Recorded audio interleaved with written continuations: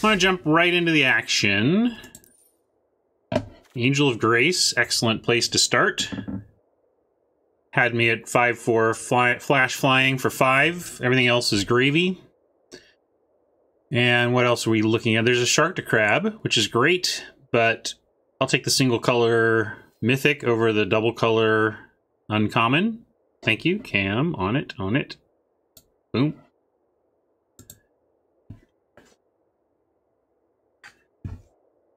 So let's grab that. And what are we passing? Skewer, Shark to Crab, Aeromunculus. So it looks like we're sending a lot of Simic downstream. Eel is decent also. Not a lot of other good white in the pack. And so that's good. See if we can cut white. Whoa, hello. I gotta turn down my own volume. Blew my ears off. Another Skewer here. Seems like the best card in this pack. And I don't see anything, you know, there's a couple of white cards, but they're not very inspiring. And these blue cards go, this is effectively a blue-white card, although you can obviously play it in mono-blue, but I don't see anything to take me off of just taking the best card in the pack here. Good Time Zone, LG, Short West. Hello, Bode. Draconis, good day. And Queen and Valhalla's, of course, hello. Yeah, we'll take Skewer, see where this goes. Want to play this, though. That kind of leads in that direction.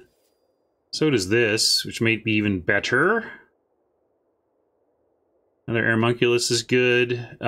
We do have a missing uncommon, so let's check our run. It's a good place to check the print run. Because I could see taking Syndicate Guildmage or Law Mage's Binding, depending on what we learn from the print run here.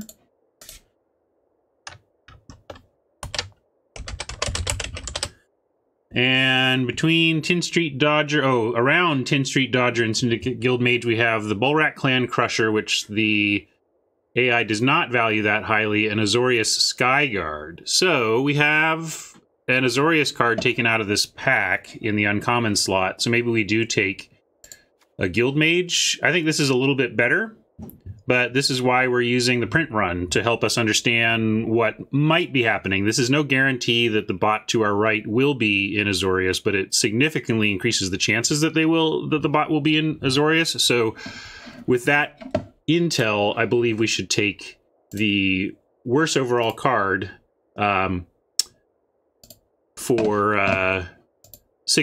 given that we have print run information that says Azorius happening to the right. It may mean we should be abandoning white altogether, but I think you can cross over in one color. We just don't want to miss out on gold cards from the right.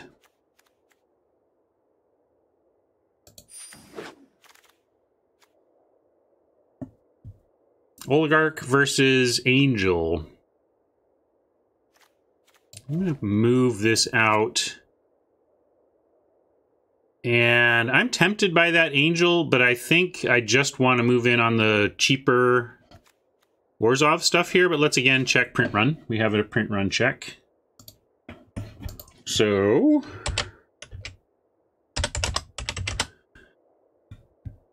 Swirling Torrent was taken out of this pack. Okay. Well, that confirms our, that we should kind of be avoiding blue, I think, because I do not value Swirling Torrent above a lot of stuff in this pack, but we have a bot with a blue preference at the very least. That's what that tells us. So I really want to be avoiding blue, and the real question remains, Angel versus Oligarch. Where are you all at? We got 60-40 Oligarch Angel right now. That kind of reflects my inner conflict about the topic, but I think I'll go with that 60%. Here's another Grandma versus an Enforcer. Also a great pickup. They do very similar things. They both have Afterlife 1. This is more aggressive. This is more defensive. So I think I want to match the Oligarch we already have, maybe. Looks like chat wants the uncommon. I kind of want the higher power. Maybe this is better. It's just, you know, the Death Touch.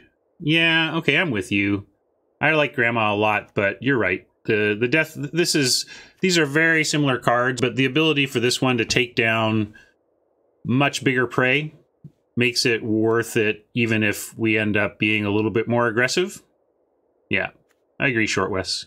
You've convinced me, chat. Here we have a Twilight Panther to do something similar. Syndicate Messenger as a fine but not exciting 4-drop. And a Dead Revels, which we definitely want 1 to 2 of. So we could just make sure we get our Dead Revels. But these tend to come late. We're in middle pack 1. I tend to be a little more gambly at this point on our ability to find a Dead Revels we can draft. And I'm more inclined to want to take one of these creatures, I think. That's just because of how I feel like bots are drafting this card, not how I feel about power level in this pack. I do think it's the most powerful card in the pack. I just think we should be able to get it later. So with that, I'm going to go to the air. Since we have 1 Death Toucher, and these come very late, I've found as well. You take the Cry, but again, it works against what we've got so far. Like, heavily against. So I'm actually more inclined to just take the land here.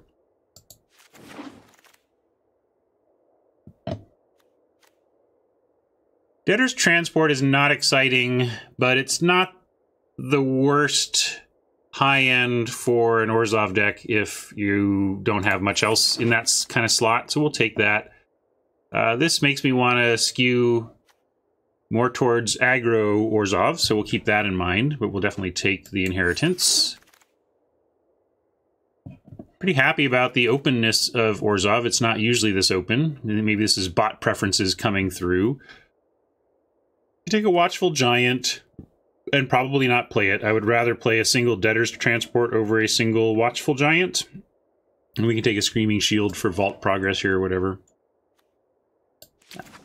If we somehow end up in a more controlling version, we can end up with that. We'll take the Imp here. It flies. That's good enough. Vault Progress there. And nothing matters here.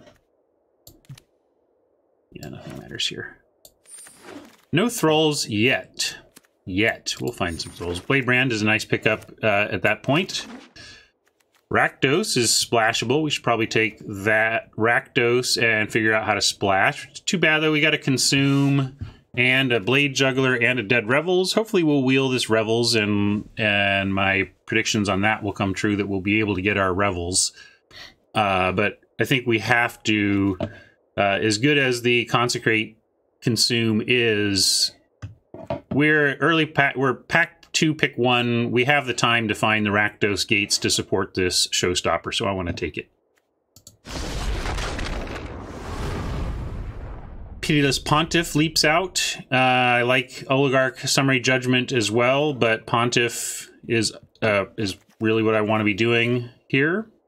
Pontiff's amazing.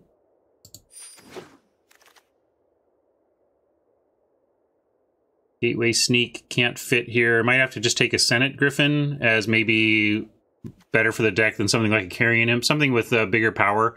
But it's a 2 white spell, which is not great either. But there's nothing else for us here. This is the deadest of dead packs. I'm curious if what was taken out of here. It's not going to change how we're drafting at this point, but this pack... Oh, no, I can't. Sorry, this is an uncommon as well. So just a rare was taken out of this pack, and it was basically dead for our colors. So that's unusual. There's supposed to be... Like, this is almost a... This is an interesting edge case, because Magic packs are supposed to contain... Oh, this is pick 3, so maybe a black card was taken. So a black common could have been taken. Never mind.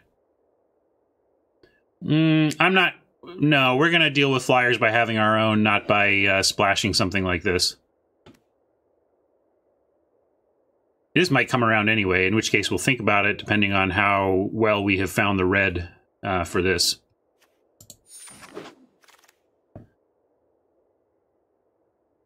Wow, this is earlier than I want to, but yeah, we'll take one of our Dead Revels here.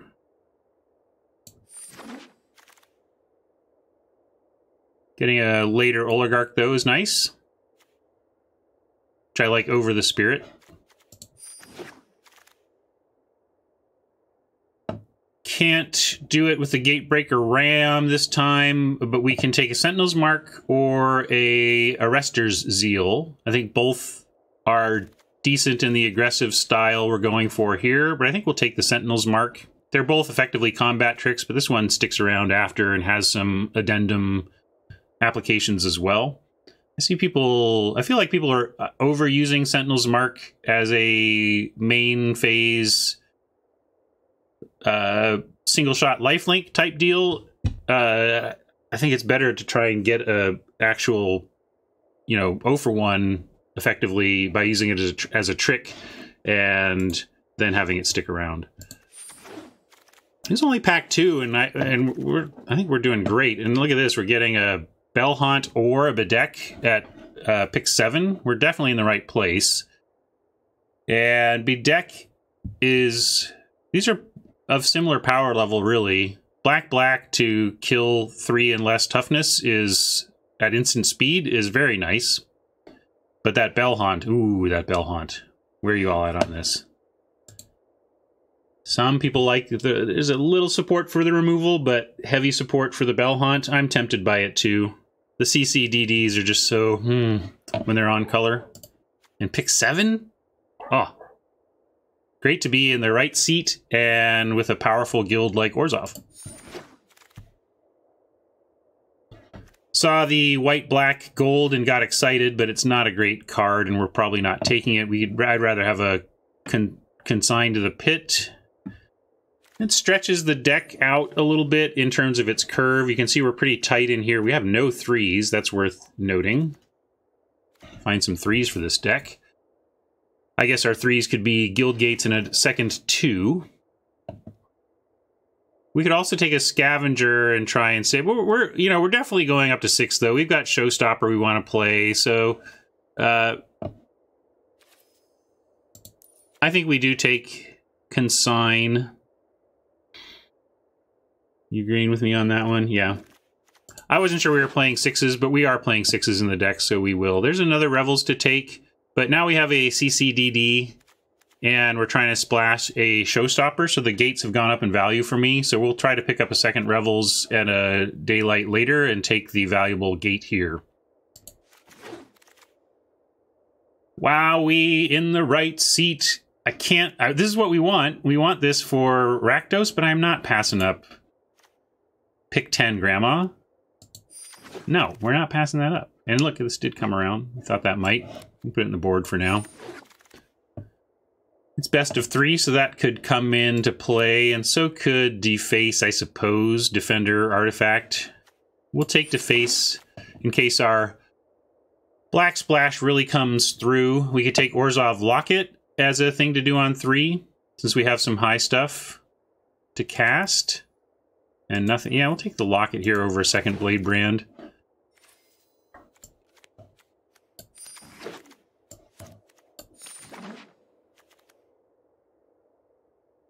Not realistically casting this, but also we might want to just gem this. Depends on what we're getting instead. So we're only giving up an Ill-Gotten Inheritance or a Syndicate Messenger, and this might even wheel.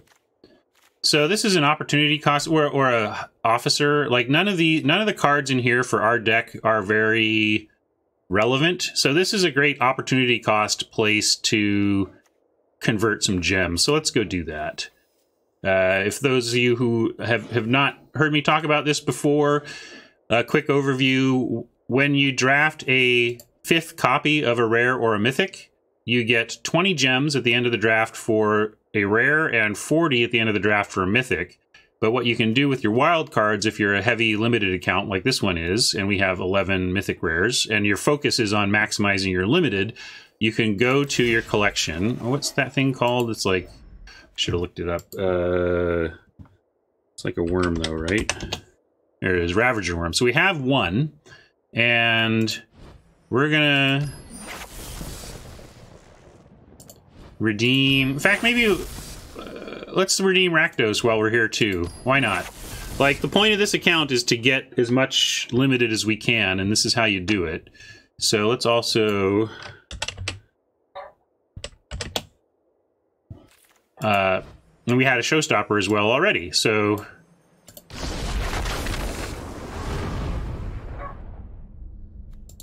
maybe the angel. Let's see if we have one yet. This puts us actually pretty low on mythics. Oh, I guess we have the mythics for it, so we could do 4 angels. My general policy is try to do it when we have 3 of the angel. Yeah, we don't have any of these angels, but we could. Doesn't mean we can't. Hello. There we go. And. Oh, no, look, we do. We have 2. Great. So, yeah, let's do it. Absolutely. Perfect. I just missed it in my scanning of that screen. Awesome. Starting to get some gem grind out of this format.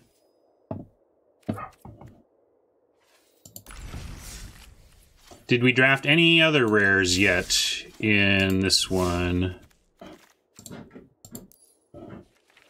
Rakdos, Angel, and we're taking the worm here, but nothing else yet. Okay.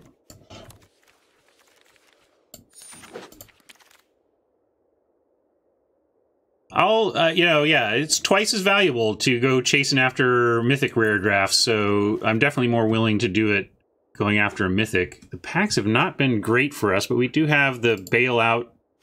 What? Did I get it? Oh, thank goodness. The click didn't really register, and then suddenly the screen swooped, so I didn't know what we got here. We can take a Guildgate for the showstopper, but this Rakdos Guildgate wheeled in pack 2. So I'm going to be a little greedy here, and we're going to try and wheel that and take a final payment.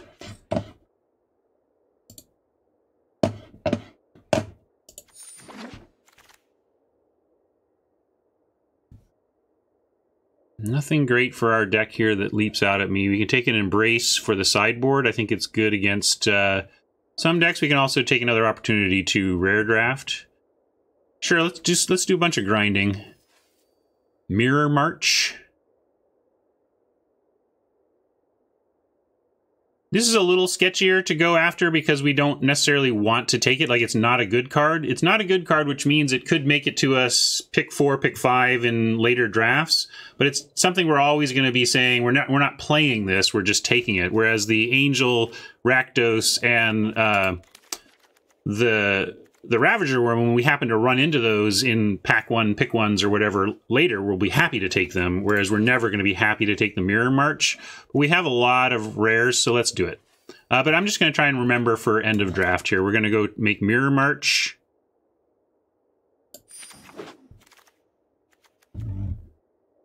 And hey, we got a Thrall. That's great.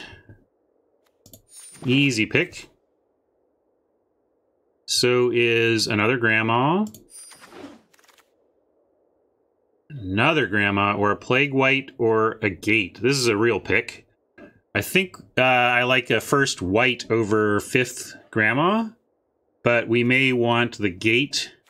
Because as we get more of these gates, we can just run basic mountains to cast Rakdos and not really destroy our mana base. So even though this isn't a red splash land, it does ultimately support a red splash. And let's see, is our deck just good enough that we can afford to? I mean, we already are at playable. Like, we want to maybe upgrade this, and maybe upgrade this, and maybe this or this, but like, the deck is good as is, so I'm curious where people are at. Sturdier land base. Okay, I'm with you.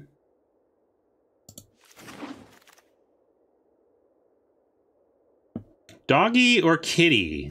Interesting choice. They both serve good roles in the deck. The Watchdog has Rakdos and Angel to protect, potentially, and other flyers. Like, sometimes your Senate Griffin is just kind of getting there.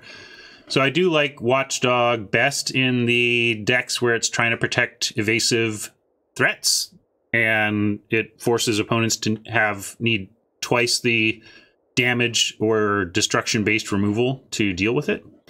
But Twilight Panther, again, is a nightmare for the big ground beef type decks. Looks like there's people want the doggy.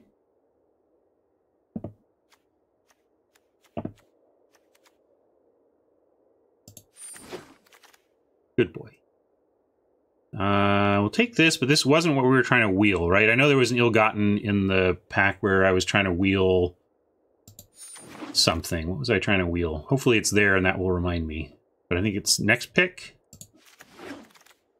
Yes, and there it was. There was this. Great.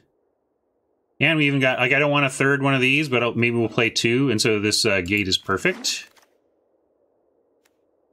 Not going to take that Collision Colossus. Well, we ever playing a Scavenger in this deck? This is like the type of deck where you could, but we have Sacrifice Outlet in Pontiff. I guess we're more likely to decide we want a Scavenger than splashing 2 collisions. So I'll take that. And I'm going to try hard not to forget here to go and redeem the mirror.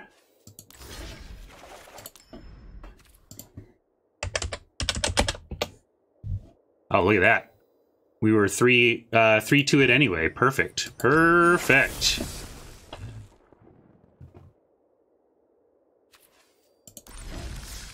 We got a very good deck, and we did some serious gem grinding. I love it. Get out of here, Rebel Reading. Nobody wants you. Hey, Blast Beat. Boom. 140. And we're only, you know, we're like a month and a half into the format. When did this release? Can't remember now. I want to go note the 140. I'm tracking I'm tracking gem grind in the spreadsheet now. And I'm going to add this one. Oh, I missed yesterday's, and I started one off the air. Let's see. I want to go like this and like this.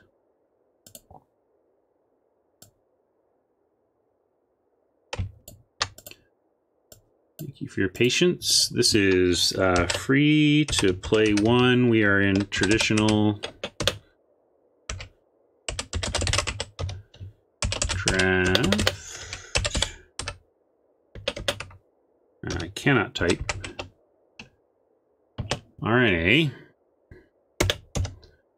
And we ended up straight white-black with a red splash. We'll note the Rakdos gets the little R.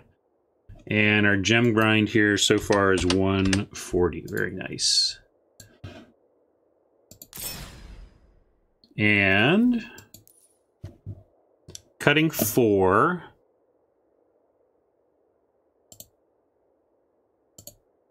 Call this show-stopping Orzhov.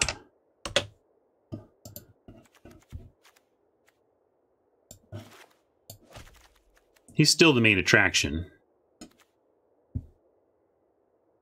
Let's look at our numbers before we make cuts. We're at 17 creatures, 10 non, so we can cut a mix. Funny that our only 3s are lockets, and I definitely only think we would want 1 if we do 1.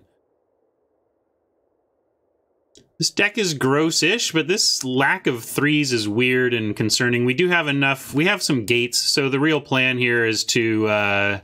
on turn 3, play a gate and a 2-drop, a second 2-drop. That's really how this deck is intending to curve.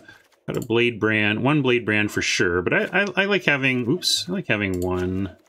Whoa, am I getting just lag, serious lag here? What's going on? Trying to close out some processes so I'm not taxing it, but I don't have that much going on. There's some, yeah, I think you're all right. We're all right. Yeah, we'll cut Debtor's Transport. I like that. Good call. This is a much better 6-drop, don't you think? Griffin. Griffin is still reasonable, but probably we have between Angel... We have enough Air Force that I'm down with that. Although, maybe one of these... Maybe Griffin is better than one of these.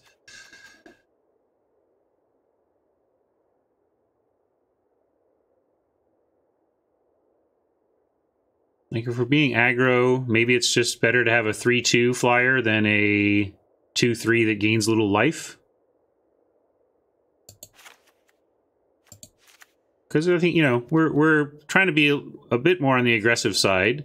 Maybe Watchdog is protecting some big stuff. It's just that, you know, we want these early things to die anyway. But I think that's an interesting take on this build. I think I could get behind this. That's true. I'll keep the Imp for Rakdos synergy. And I guess it's also Rakdos synergy that if the messenger dies, then at least it has afterlife. Let's just try it this way, and we'll see. I want to keep an eye on these two, because either of these could be a Griffin. So when we draw either of these, I want to do a mental comparison of whether we would have just preferred to have a Griffin in that spot. Yeah, I'm eyeing the dog too, New Brew. But saving some of the big flyers, I think, will be worth it. But you may be right. It's not very... yeah, maybe we don't need to play that game. What if we did that and put the Griffin back, or even Scavenger? No, that won't even work. It's sacrifice, isn't it? Or is it destroy? Let's look. I should read my... Oh, it's destroy. Okay, that would save... It would save a creature. But again, if we're resolving Rakdos, I'm pretty... any other thoughts are kind of win more? It's not that it's worthless to protect Rakdos, but it's a bit win more to be worrying about that. Yeah, we could do another Blade Brand. I do like Blade Brand with all these oligarchs against bigger creatures.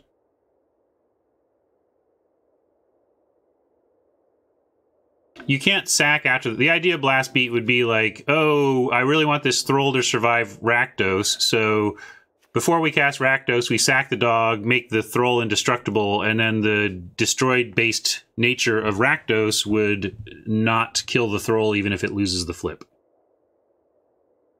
Yeah, I'm with you guys. Let's add a Blade Brand there, and...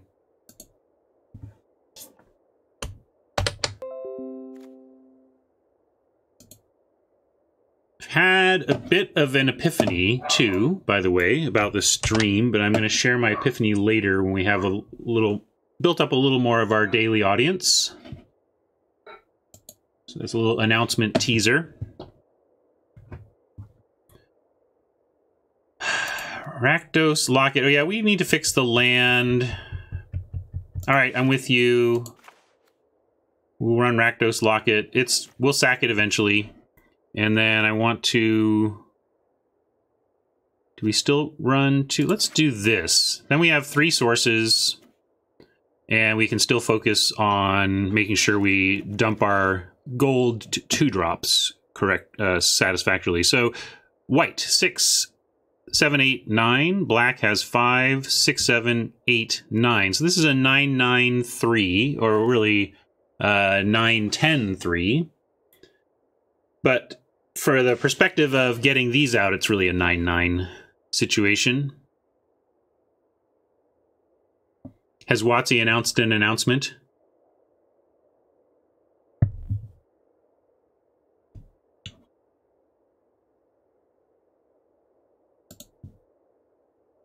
Oh, we have another... Okay, is this...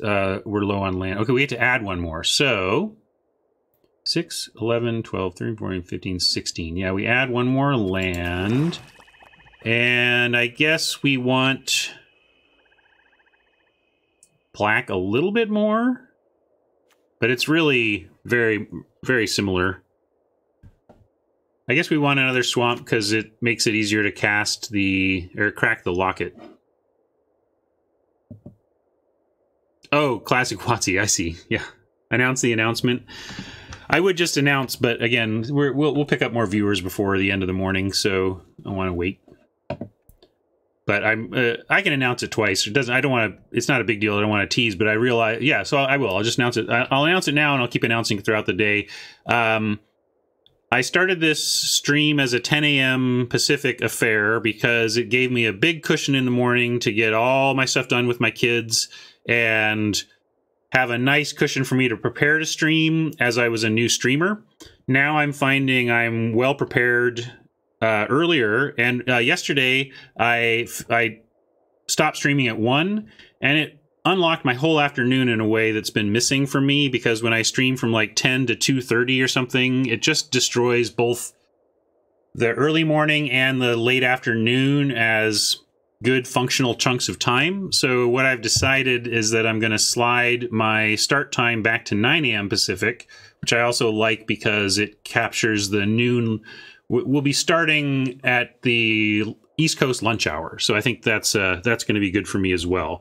And it all made so much sense to me that I think I'm going to start that as early as next week, and that's what I wanted to let people know. But I'll just announce that multiple times throughout the day, and not be classic WotC with the announcement. And this deck is looking good.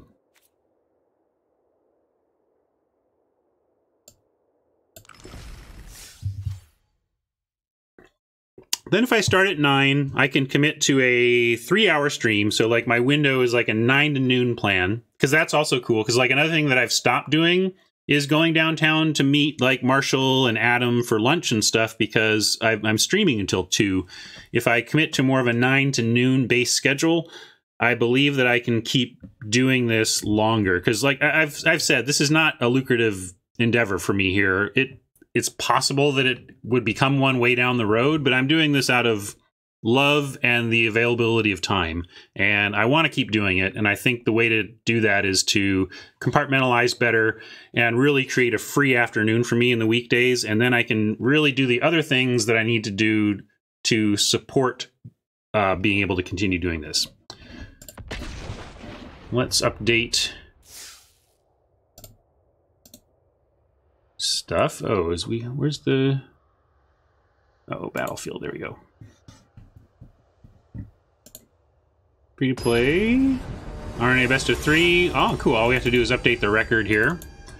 I do have a Guilds of Ravnica best of 1 started on the paid account that we could switch to depending on how this goes. It's like 3-1. It's a Dimir deck that's currently 3-1. We're going to keep this. Love to find a basic land before our second turn.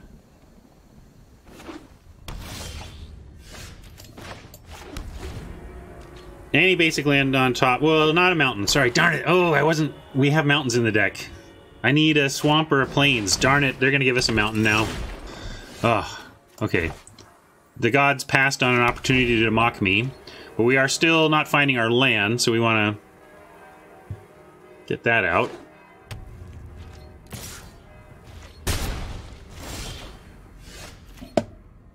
Yeah, not great, but we'll see if we can have the grandma live to trade. She might bite a gruesome demise here, though.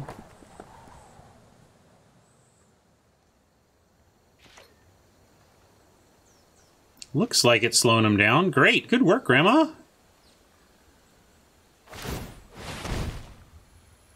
Boy, we got discards. How about we ditch Consign to the Pit as pretty far off.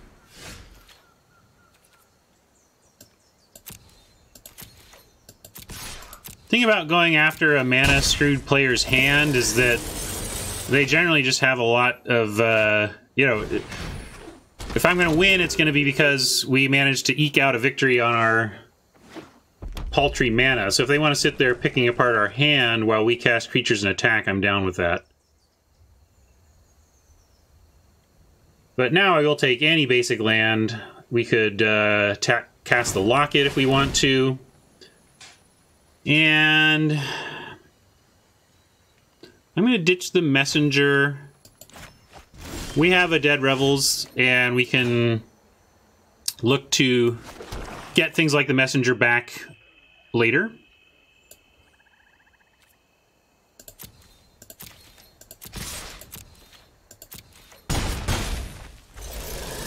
And I'm just going to cast more threats. If they want to keep paying 4, we'll keep beating down.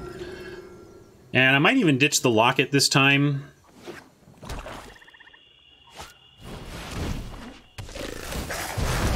Alright, that's not great, but also not the worst. We get a couple of flyers to keep the beats.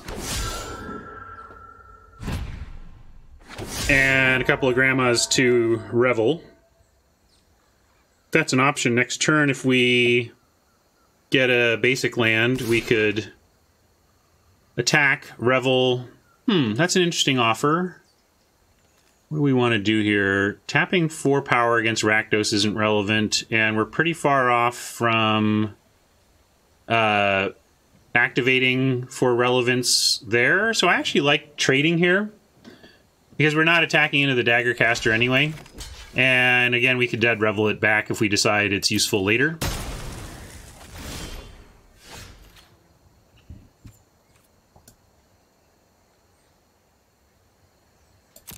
Missed on land, unfortunately. We could cycle a Blade Brand looking for land.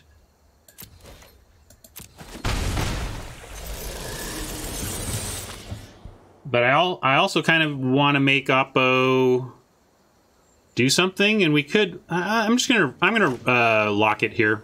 Let's ensure that we have 4 next turn. I think that'll be useful.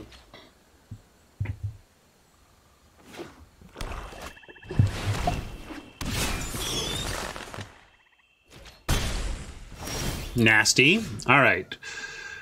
If our life total becomes 4, we could play Ill-Gotten Inheritance and try to keep up our life that way. We don't have any way to... So we got to... I don't want to discard our hand here, but we might have to do that next time. So we should... And we can't give them 5 zombie tokens and still win. So we're going to have to go 4 hand, give them tokens. Or maybe 4, give them tokens hand. No, because they can untap and attack with the tokens. So we got to go to 4.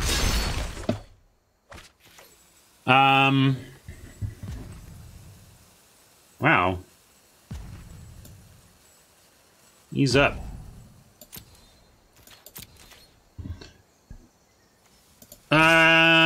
And we got to keep attacking, I think.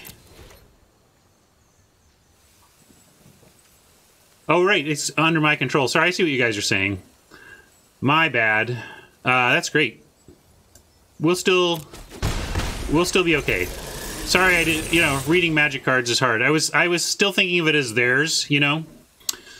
But that's great. That's going to be a sweet play. Let's go. Let's do it now. Sorry, I didn't do it. Oh, I'm no pro. Oh, the pro missed the interaction. Yeah. Okay, I see. That makes me feel better. Can happen to a pro.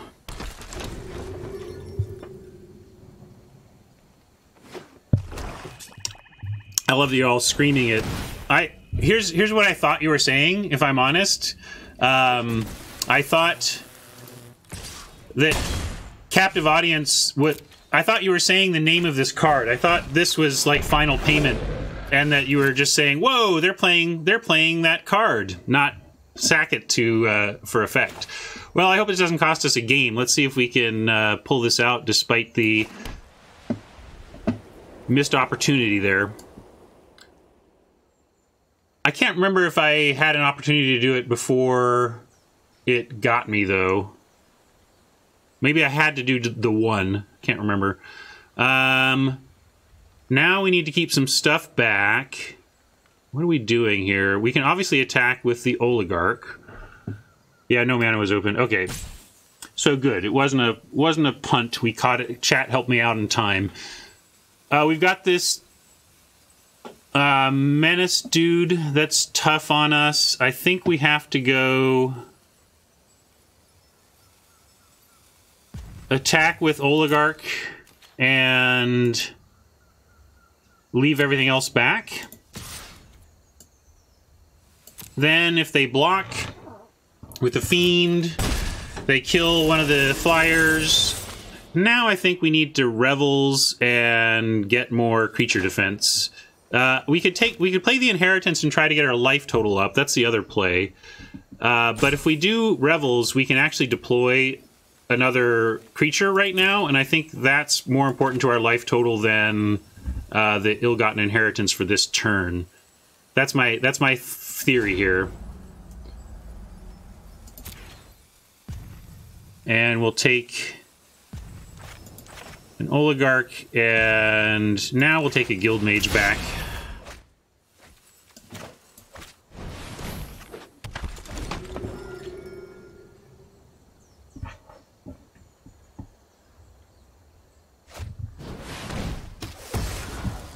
All right.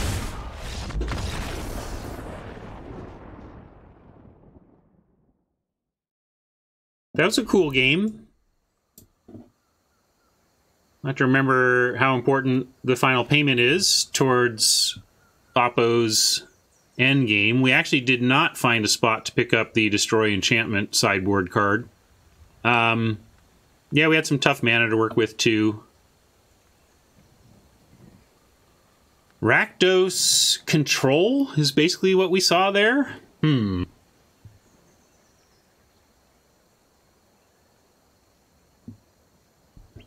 Dog for their removal. Dog for what, though? Dog for maybe one of the 4s.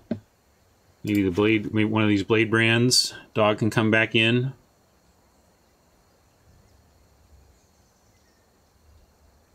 Scavenger. As a big attacker, kind of bigger than the stuff they've got. We have a skewer we could be splashing as well, as long... Oops. Didn't mean to actually put it in, but it's something we could consider. I think we're good with this, though. Let's run this.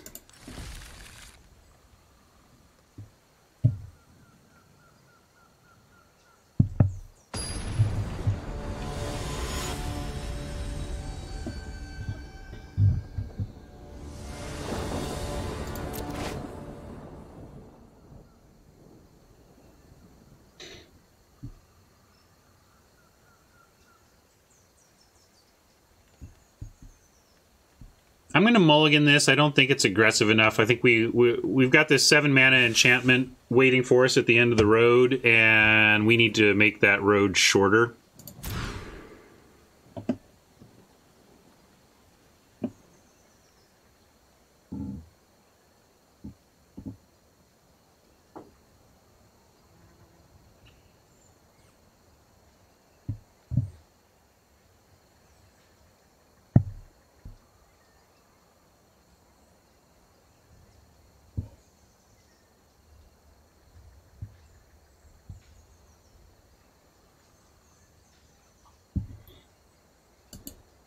Oppo in the tank? Or peeing or something?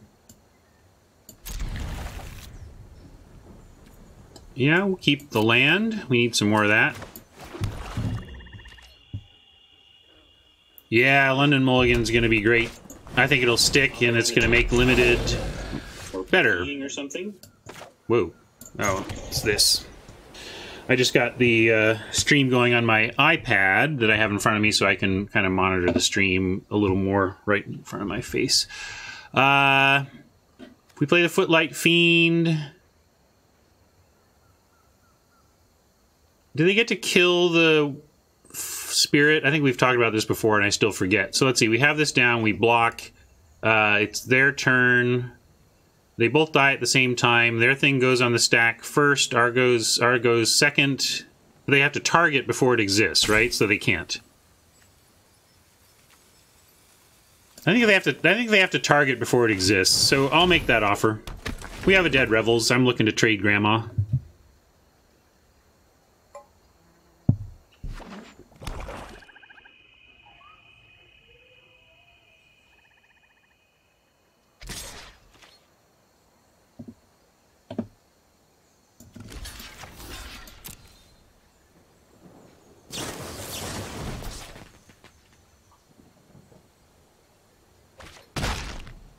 Oh, we traded for a different 1-drop, but the effect is something similar.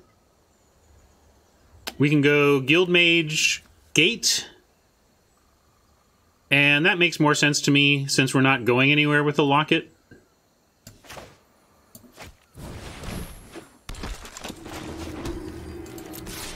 If we had something to ramp to, we could justify the Locket play, but we're not, you know, we got... What are we ramping to? Let's play our threats.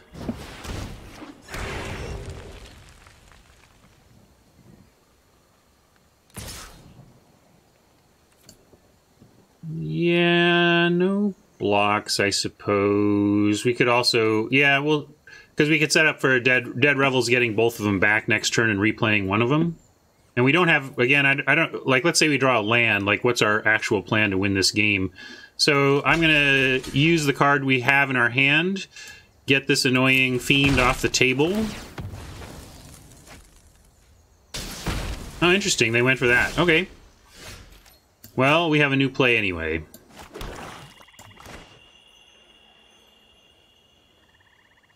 And I still want to actually make this offer, so let's do that first.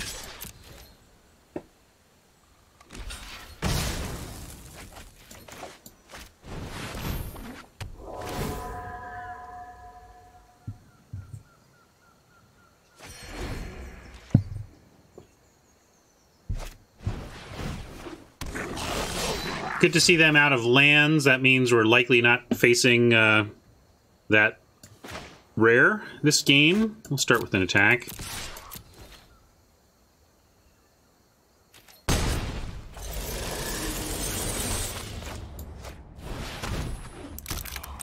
I could Revels now, and yeah, we want to just apply maximum pressure. Let's not mess around. We could try to get the Bell Haunt back or whatever, but this just seems fine with an opponent struggling with mana and with not a ton of cards in hand either. Looks like got a Spectacle to activate here, maybe a Juggler? Oh, no. To the extreme, I rock a mic like a vandal, light up a stage and wax a chump like a candle. Dance!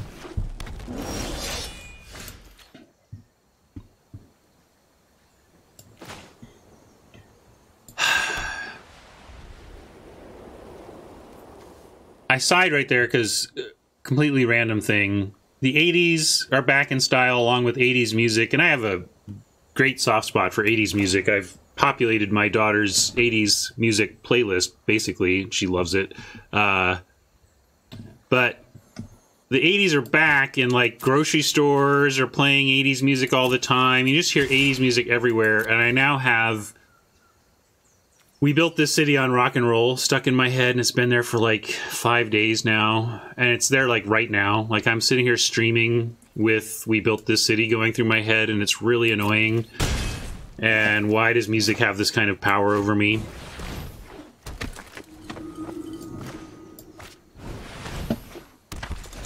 Cool again, cat. I'm troubled by the implication of that statement.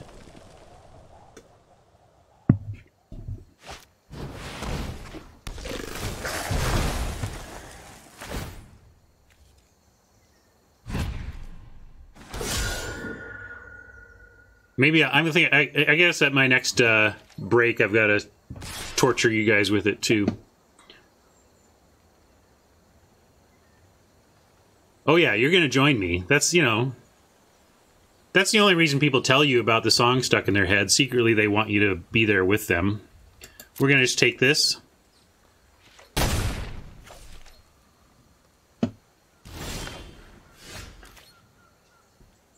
We could lock it and get no black for it, but I'd rather just start using the Guild Mage. That's why I declined to block there. But I also think we need to keep attacking.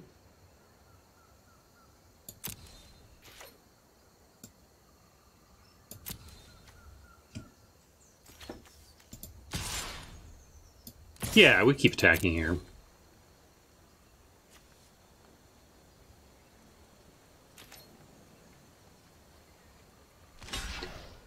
The blocking begins. I love it.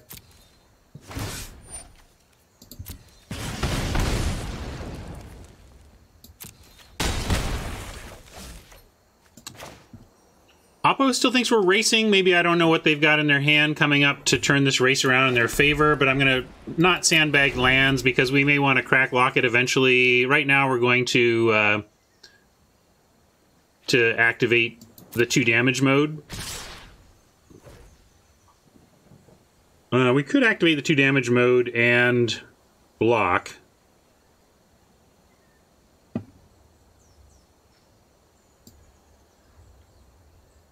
But I'm gonna risk the race here and make them show me what their racing tools are. Infiltrator, okay. That's a pretty good one.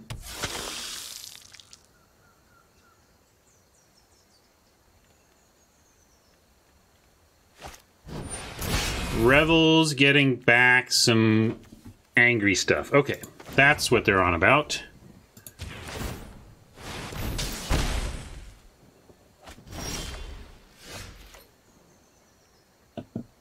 That's kind of rough. But I think here we're going to have to... If we Bell Haunt and Spirit...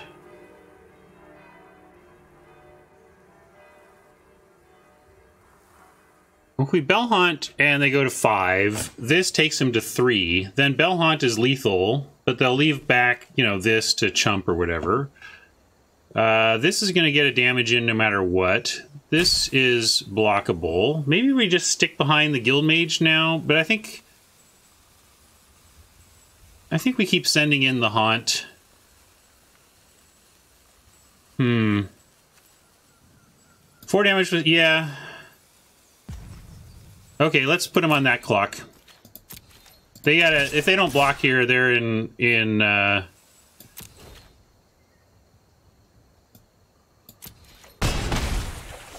trouble. And we have a couple options here between cracking the locket or using the Guild Mage. Let's see what they do.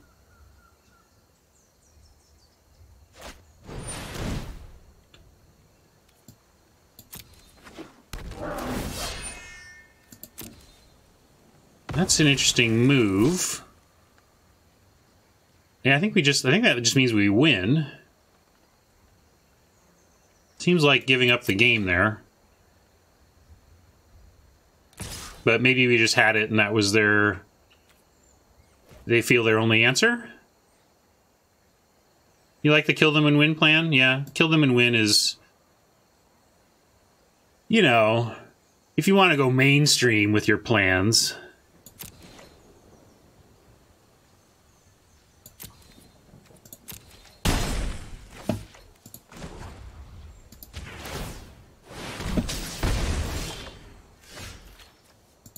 Good thing that worked, because we started flooding.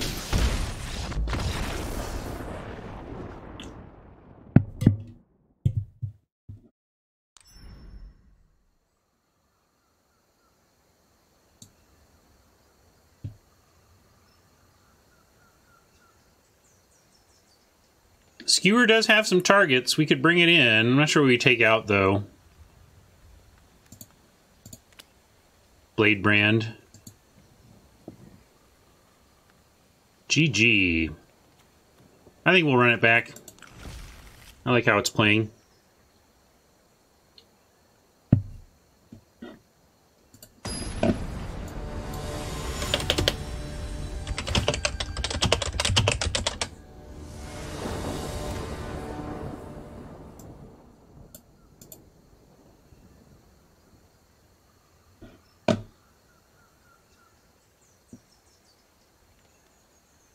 No black. I looked away for a second and came back to see a sad hand.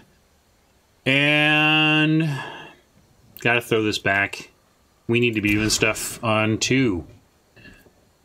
Alright. Alright.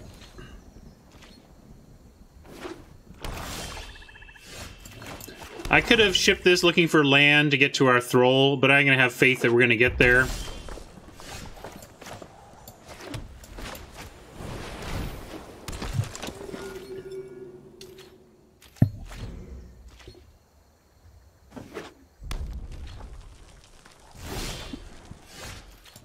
Got a lot of mana-specific requirements, so we're definitely going to keep playing our black and white lands and not a mountain while we can.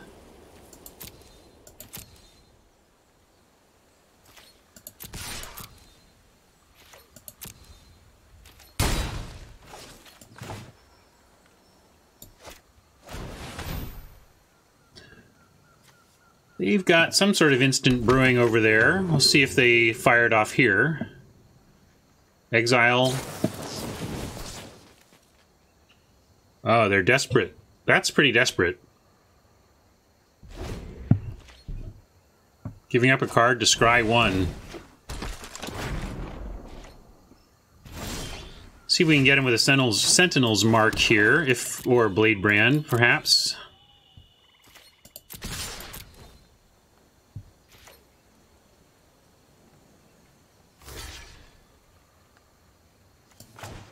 If they had blocked the Grandma, I think I would have Blade Branded, but since they blocked the Guild Mage, we will Mark.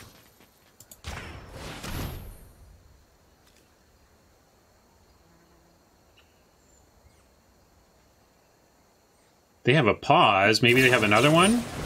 That's not going to be good enough, man.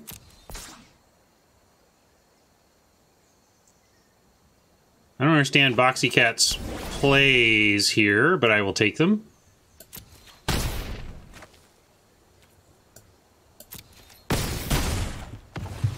Maybe they thought that would first strike the Guild Mage successfully? I don't know. Maybe they just, I mean, they showed a willingness to use a card to scry 1 the previous turn, so maybe they just felt like they can't win unless they find land, and they're going to do anything they can to find it. So I get that.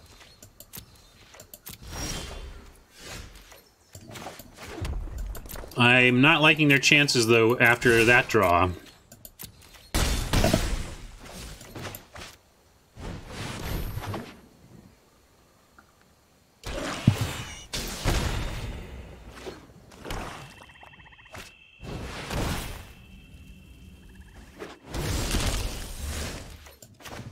We'll be doing the wrecking here, thank you.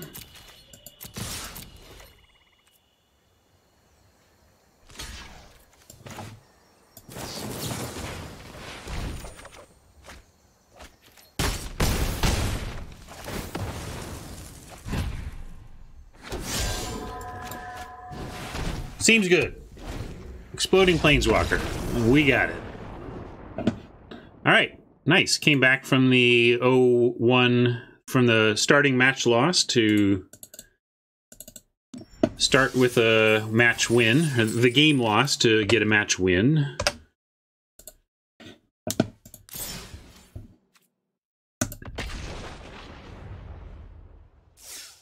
Back we go.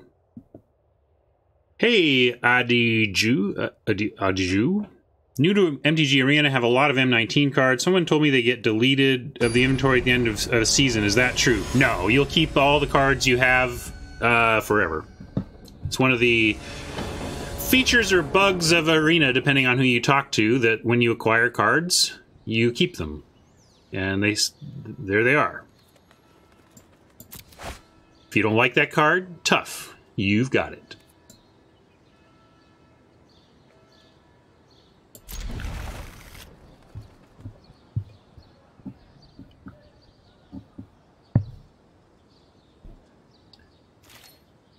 Yeah. Right now, when we hit September, there would be a lot of useless cards on Arena, but they're not going to let that stay the case.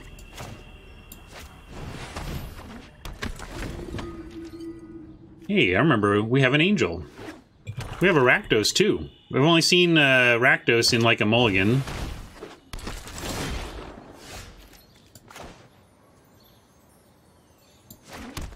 Yeah, I'll Blade Brand here. Overcasting another Grandma if they want. We have a Dead Revels, so trading off creatures is fine. If they're nervous about this and don't want to, they don't have to. It's obviously stinks to high heaven, but it's not too bad for them. But we don't have a 4th land anyway, so I kind of want to look for that as well. That's also fine. So to that end, we could just not play anything and try to Blade Brand them on their turn, but we're not able to block the Trumpeter, so we'll just play another one.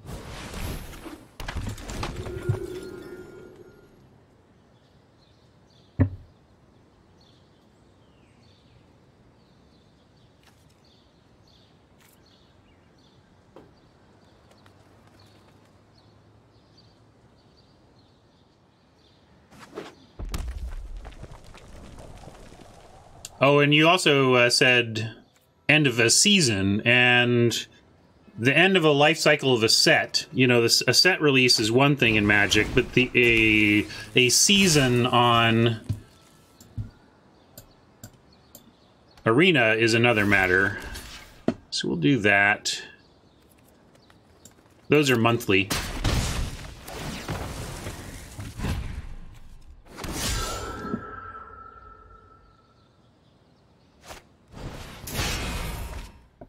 That's what that was about. To the extreme, I rock a mic like a vandal. Light up a stage and wax a chump like a candle. Dance!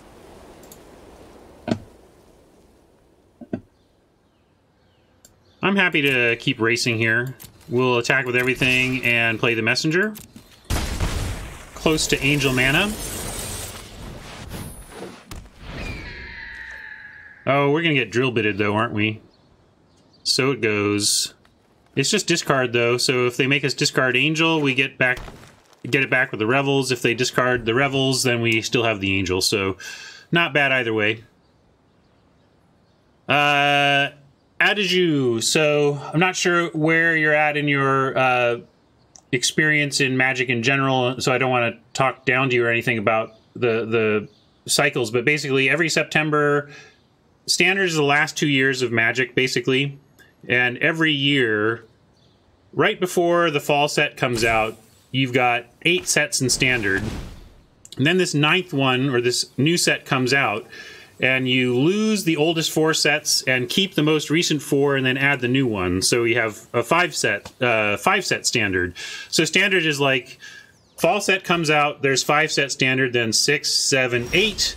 Then a new fall set comes out, you cut off the end, and you're back to 5. So Standard is always 5 to 8 sets, depending on where we are in the life cycle of the format. And whereas on Arena, there is a monthly season that's just like, we'll look at that later, but there's an Arena-specific season that's a month long and has some rewards associated with it.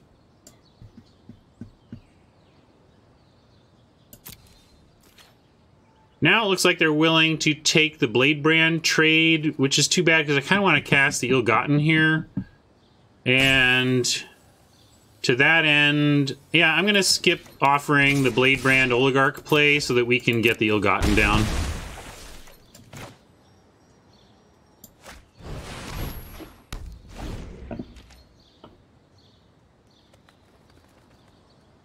Yes, there's no rotation associated with the Arena seasons. They're just an arbitrary month-long stretch of time that's easy to remember, because month to month, that was the decision point there. It's like, let's make them 1 month at a time, and then it's very easy for people to remember what the Arena seasons are. It's a month long.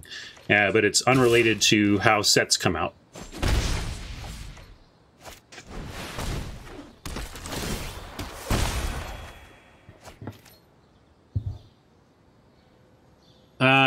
They know about both of these cards, but let's go ahead and play this Locket, which allows us to threaten the Blade Brand. It's got Afterlife 2, which is a bummer. But I still think we go ahead and send in everything.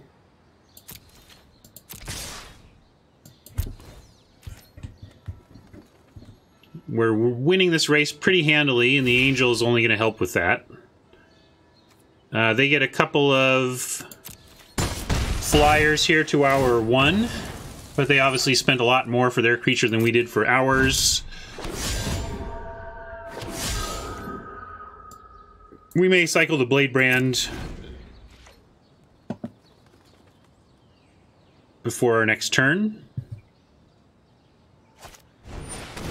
Yeah, thank you for clarifying rotation.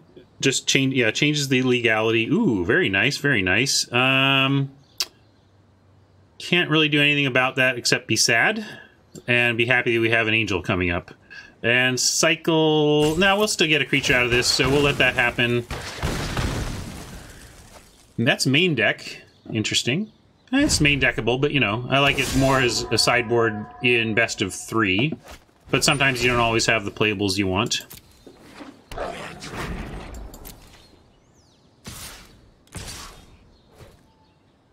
I'm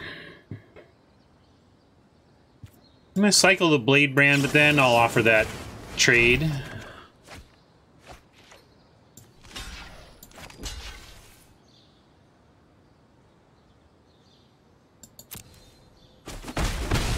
Sure thing, glad we could help. Welcome to the game. We are short our 6 drops, but liking where we're at. They know what's up here, but they don't have counter magic colors, so there's still no reason to play it. We just expose it to possible removal. We may just take all of this and cast this at end of turn to avoid any sorcery speed removal.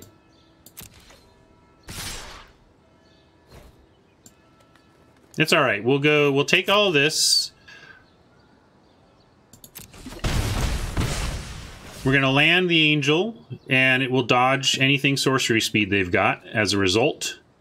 And then we'll draw a basic land and maybe cast the showstopper, but I don't want to kill the angel with the showstopper. We might have to consign that, though. Although that attacks through it, so that's okay, too. And now we know they can't kill it, so we'll just cast this right here.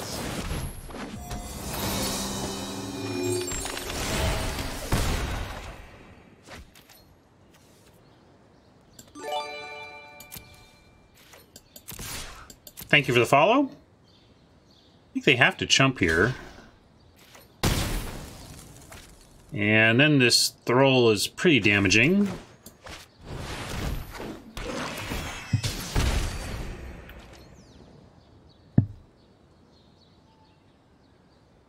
I don't see how they get out of this. And neither do they.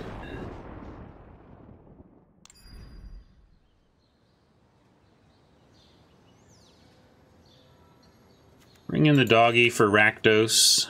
GG.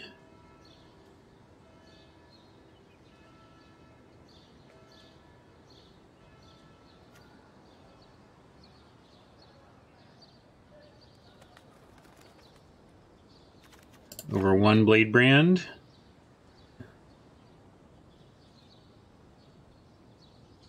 Skewer would be pretty good, but I don't think it's worth the splash here. I just like that small change.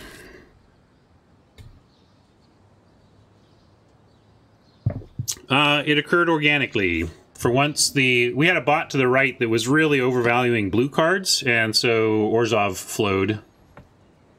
Hey, Wolf. When I was at Wizards, I was in R&D as a senior designer on Magic for about 4.5 years, and then a senior systems and content designer on MTG Arena for 2.5 years.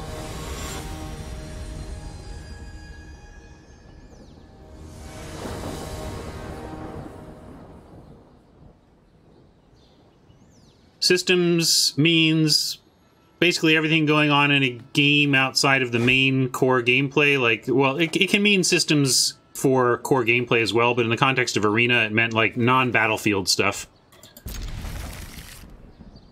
And content is like deck design.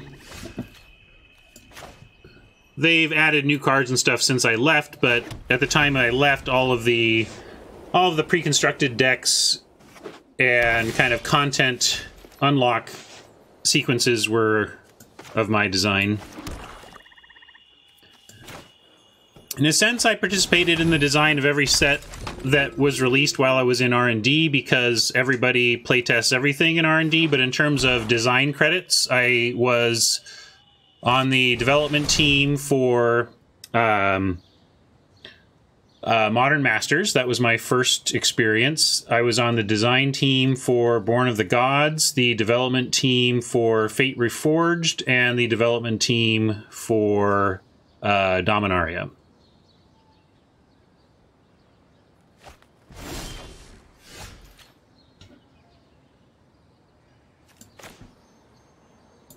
But I was on Dominaria for a cup of coffee, if I'm honest. I don't want to oversell my impact on that particular set.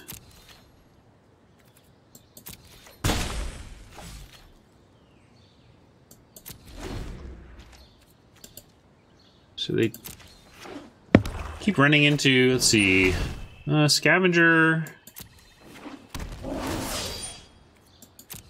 is annoying. Maybe we just kill it now. And then drop the Inheritance, because we don't have anything else to do, really. So I like that play here. We could just pay 5 life, too. Let's do that. No need to trade Grandma yet.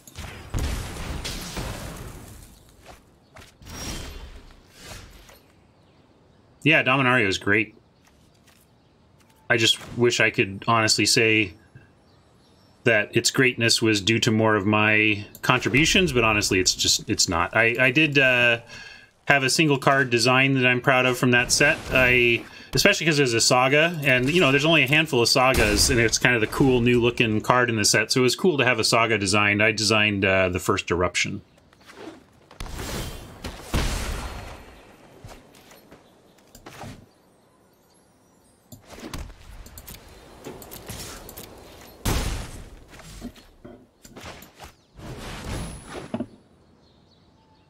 Funny that we're against Golgari here, and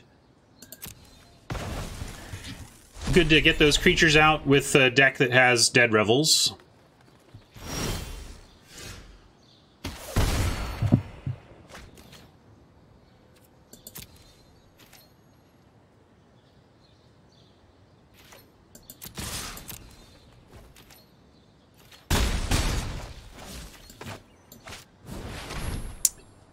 It was really fun to be on the first Modern Masters team. That was basically just Eric Lauer, Sean Main, and I hammering it out. And my comparison, my analogy for the experience of that being my first design experience at Wizards, it was like I was under the tutelage of this master in Eric Lauer.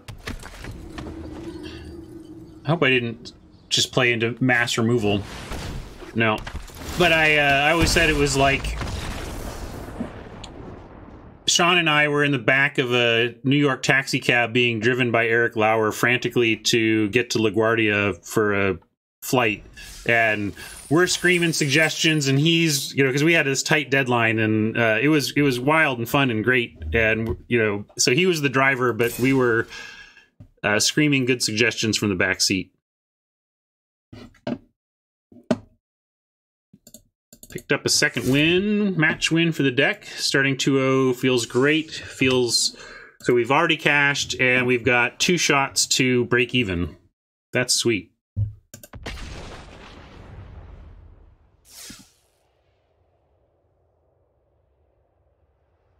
No particular color I preferred to design, no.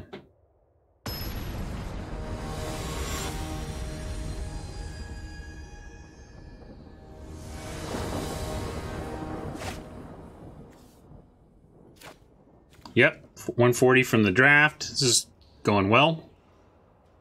It's a little mana heavy here, but we're going to keep. We can crack the locket for some fuel if we flood out, which looks like the deck is deciding to do for us. Jerky deck. Come on, spells. There's a spell, thank you.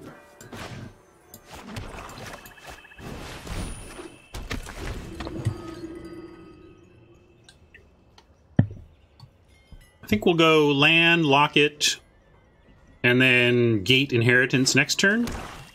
Unless, obviously, we draw something to change that plan.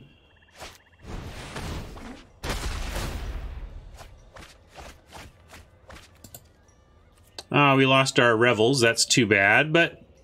and we lost a bunch of spells. That's the saddest part. So naturally, we mill 4 spells and find more land, because that's how shuffling works.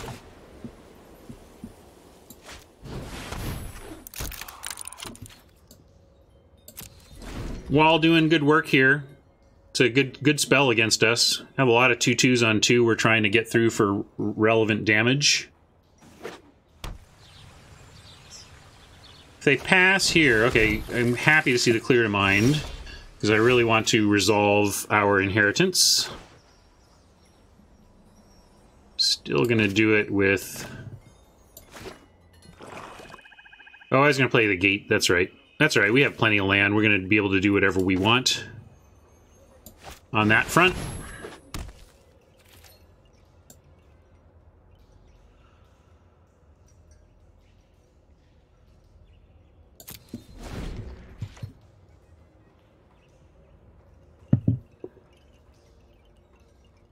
I'm just worried that we're going to just lose to a Colossus here in short order.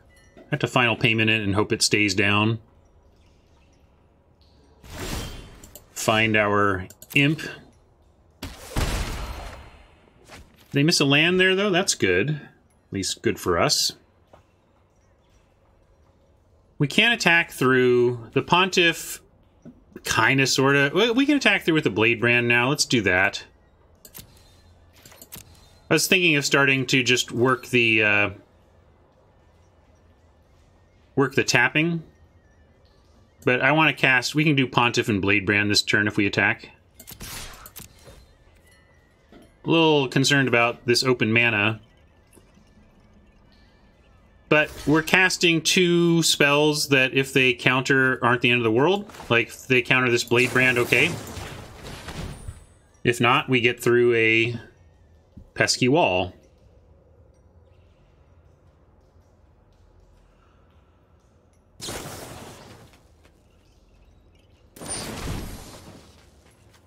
That's pretty good, because it blows out our Blade Brand. It's a 2-for-1 now.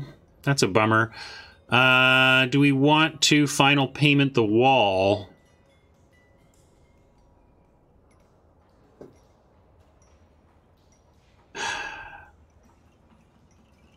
I'm going to save the final payment. I don't think we want to use it on the wall.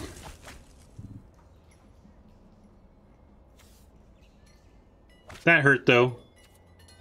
It was a dangerous play into that mana. I was just expecting counter magic, not trick. And worth remembering, if we get into that situation again, that we can Blade Brand main, but then they just won't block, so that's not worth it either. Oh, sorry, 2 damage. Play Gate. Play Pontiff.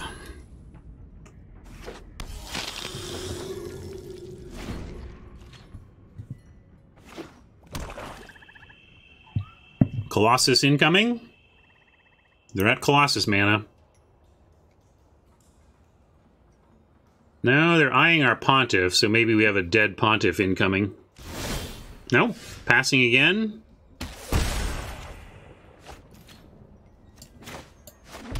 Well, we have the Locket to crack, but I will cast a weak creature, you know, an okay, but nothing to write home about creature into the open mana. Again, testing for counter spells.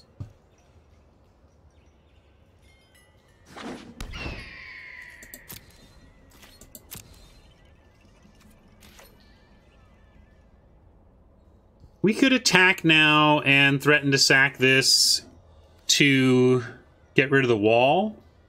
But I just don't love this open mana. I'm not going to do that into open mana like that. 5 cards, and we have a final payment, so it's not like we don't have responses if they did have something, but... Well, they did nothing with their 5 mana on that turn, so...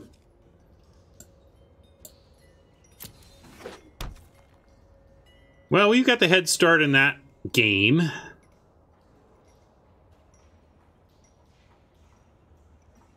They continue to mouse over cards. Okay, you're going to Sky Tether. That does not change the ability, though, and does give us a final payment sacrifice we can also make. But it wasn't really attacking anyway, so I'm surprised they didn't tether the messenger, but then I guess we just sack it to the Pontiff, so I understand. That's all they could do with that particular removal. Bellhaunt looking good here.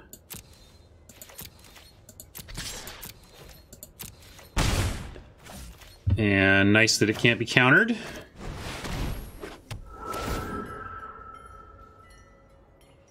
This is a reason to eventually final payment the wall if they don't do anything else here. Only 2 sources of white, so we could not leave final payment mana up and cast the Bellhaunt.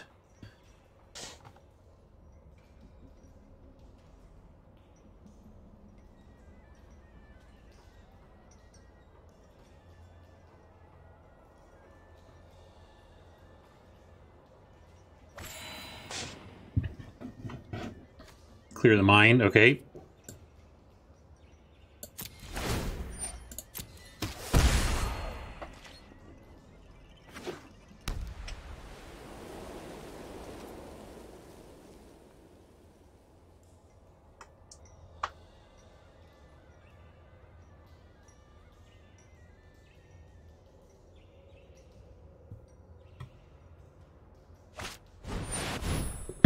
The shuffler is rigged to be sufficiently random. Well, that's a more important final payment, I suppose, but actually now it just means none of those are worth it and we're just attacking through the air again. And Pontiff on defense can still be a death toucher, so we're just sitting back trying to get there with this messenger and probably pop this locket soon. Oh, that really helps.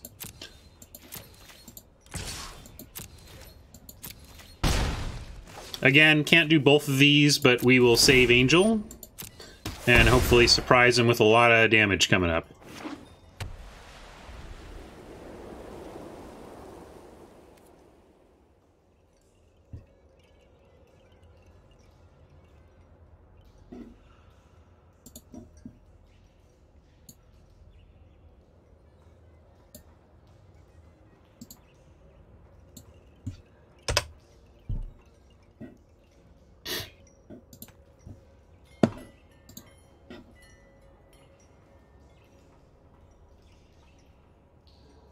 Got him in a tough spot.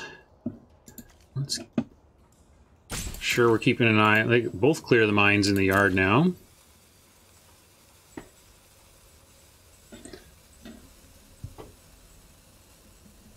Oppo does not like their choices, apparently, or thinks they're all great and can't figure out what to do. Oppo! Was there anyone at WotC you didn't like? That's...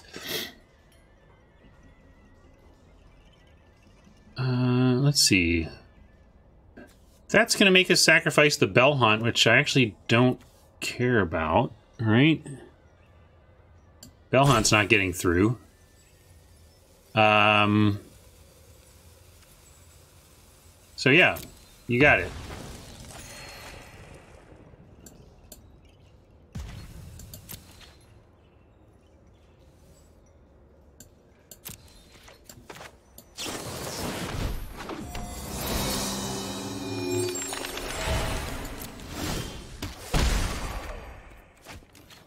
Some extra white mana. 1, 2, 3, 4, 5 sources of black, so we do get Crack Locket and have final payment up. And to that end, let's just crack the locket now. Alright, Oppo's done.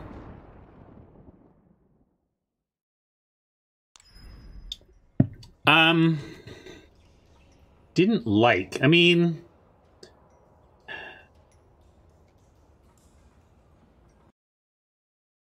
Like, for me to not like you,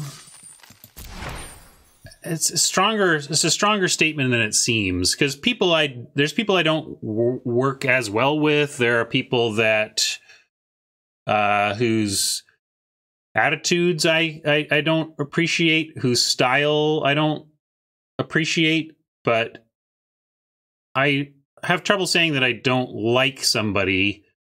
It's just there tends to be aspects about them that don't work the best for me, and that maybe I feel like would be improved if they changed, but I don't think I have any nemeses at Wizards that aren't a nemesis because of our Battlefield time together. Oh yeah, that's weird. I didn't realize. Yeah, okay. Well, thanks, Oppo. I'm glad our deck was so intimidating you didn't even bother with the rest of the match. That works for me. We have achieved buy-in back plus actual profit already from the grinding.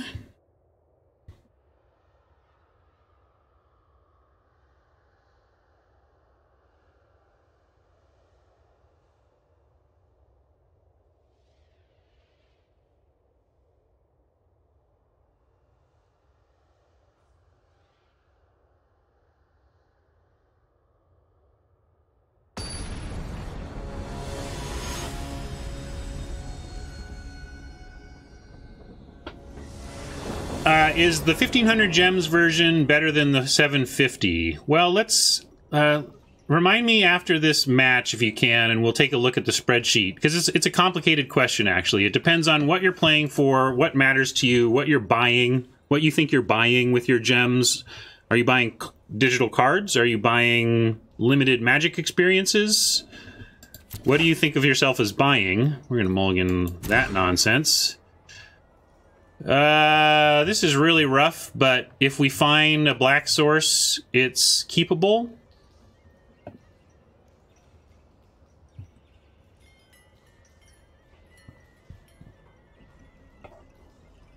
Yeah, so you want the ability to go in. Well, that's a bad goal. Are you good enough to go infinite?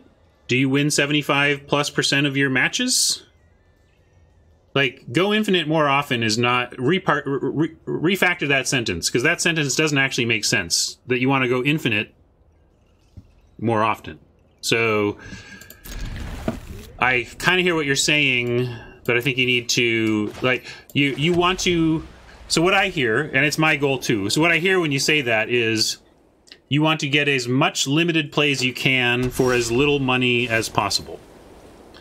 If that's what you're saying, then I have thoughts on that, and we'll take a look. But it's best done with a visual aid, so we'll do that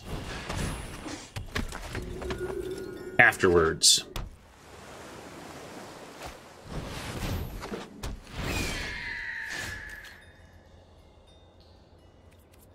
Got a Blade Brand. We desperately need land, so we're happily going to send this in for the Blade Brand.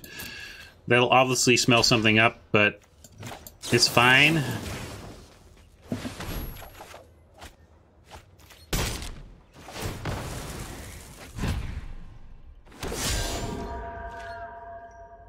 Yeah, in one sense, going infinite is impossible. On the other, for most players, in another sense, it's already happening to you right now on Arena, because all you need to do is play standard every day for gold until you can have enough to re-enter an event. So technically, it's infinite already.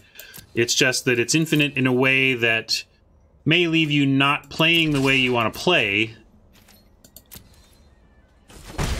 And that's, I think, what people are really talking about. I want to play exactly the way I want to play, whenever I want to play it, without paying any money. That's the true going infinite, right? My home is not fixed, unfortunately. We have a tentative peace accord right now because it's been dry. If it starts coming down rain again, you guys may hear the sump pump in the background again, but it has been dry, so I haven't needed to run it during the show. Although I need to run it to do wash and stuff, and it messed up last night, so something's wrong with my pump. But I don't know what yet. I think it's a clogged, maybe a clogged hose now that I have to deal with I have to solve a problem with the solution, with the temporary solution to my problem.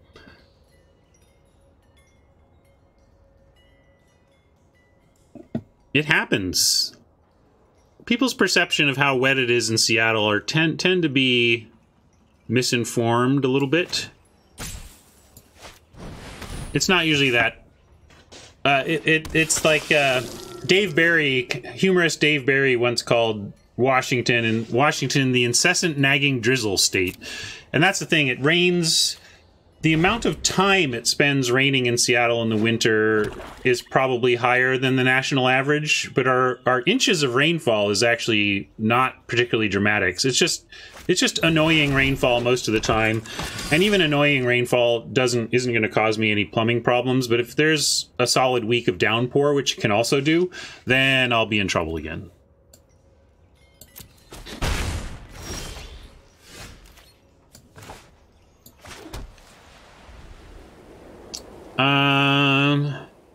This is going to have to die. So amazingly, we're not, like, completely dead yet.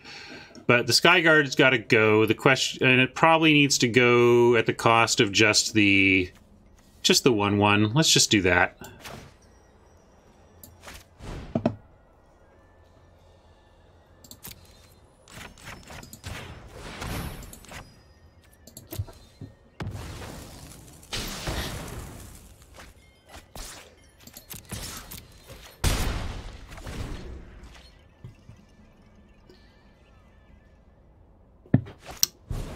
Oh yes, as a Seattleite who spent most of his life in eyeglasses, it's definitely an eyeglass torture type environment.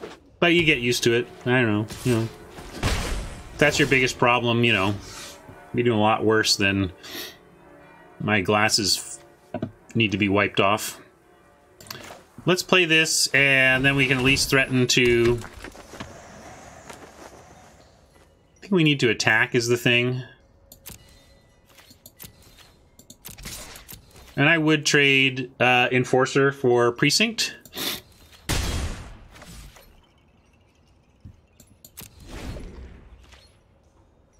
Spaceman Jam asks if I have recently told the story of how you and Marshall met. No, I haven't. I could and it's a pretty easy one to tell over a Mana Screwed game anyway. Marshall is best friends with my cousin.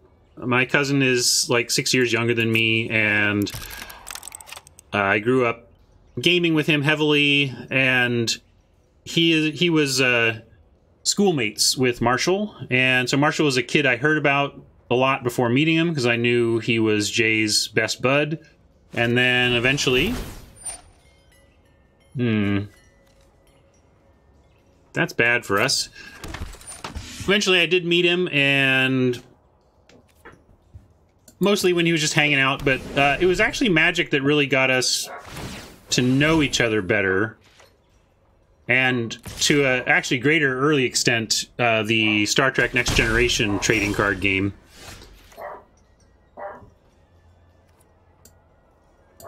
I'm gonna see if we can get him with the Sentinel's Mark here. And so, yeah, we bonded over, we really, like, I told really the story of kind of meeting Marshall is the story of me learning Magic, in the sense that we were aware of each other and saw each other sometimes before we started playing Magic together, but it was the start of playing Magic and games together that really got me to know him as a person, as a very young man, young lad. And I learned to play Magic off of his huge all the green red cards I have deck. We had some fun. We actually got distracted by the next gen game for quite a bit. For several months we turned our attention to that game, and I got to know Marshall pretty well in that era when we were playing that game together. And then I turned back to Magic, Marshall turned to other things and was a little more distant in my life at that point. And then his orbit tightened up again when I got back from college and was hanging out with my cousin, hanging out with Jay more as a, you know, he was a high schooler, and they were maturing, and we were developing into more of an adult to adult type, or you know, young adult to young adult type relationship at that point. How can we win this game though? Let's see. They're just going super wide. They've got high alert, making it rough with the Senate Courier, but if we get the Grasping Thrall down and the mark on it, we can actually eat the Courier, so that's what we've got to get to. Unfortunately, our only plays this turn are Ill-Gotten Inheritance and Sentinel's Mark, or an activation of the white activation, and even though it shows as a 4/4 on screen, we can't actually tap it. Its toughness, its power is still 1. So I guess we just have to play the Inheritance and hope that a land is on top, and then we start sequencing into Thrall, Sentinel's Mark, and we can hold off. We can stabilize against this Courier in time.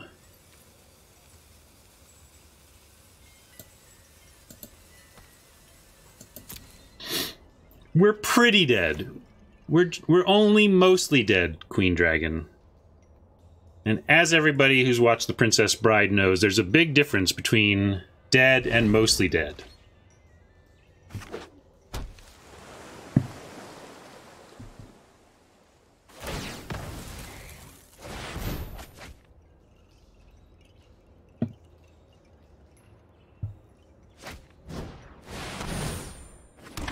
That does not help. Let's see. Can we... Yeah, that's real bad. We have to...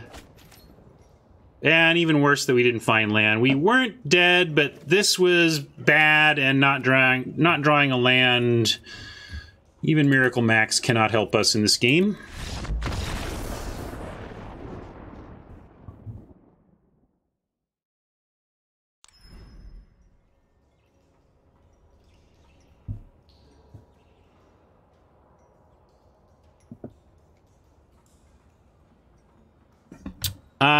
No, we had no idea that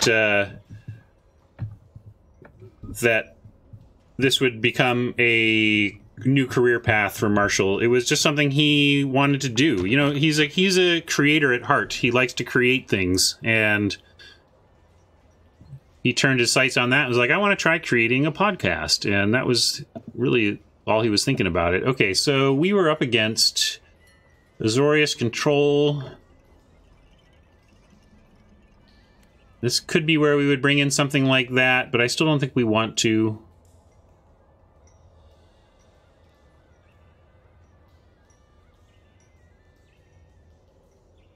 Maybe something additional to just provide more pressure on the ground. I'm going to try that.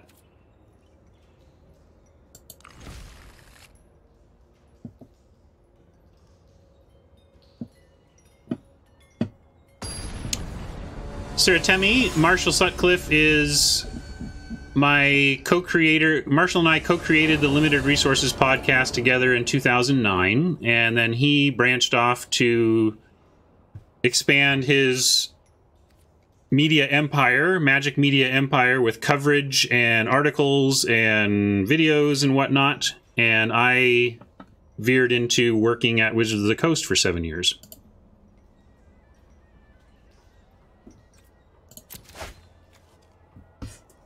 Almost. It'll be 10 years in September.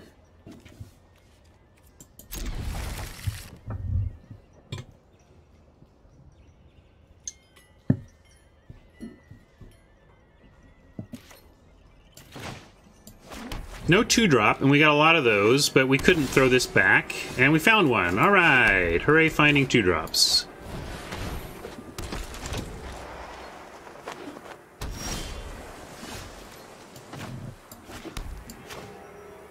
We'll attack first. Well, I'm going to play around...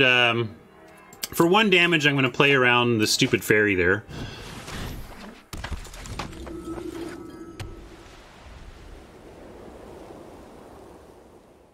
Well, check Wizards of the Coast.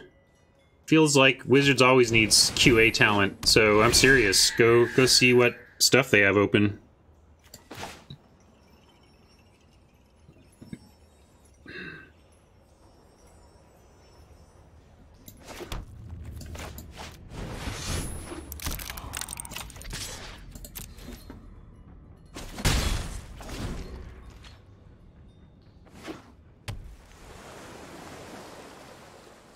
Really want him to tap out or tap down. That doesn't tap below Quench, but they had an opportunity to Quench and they didn't, right? I don't think they have Quench. Because when you quench whatever the heck you can. So we could wait for Angel. Bellhaunt's interesting, though.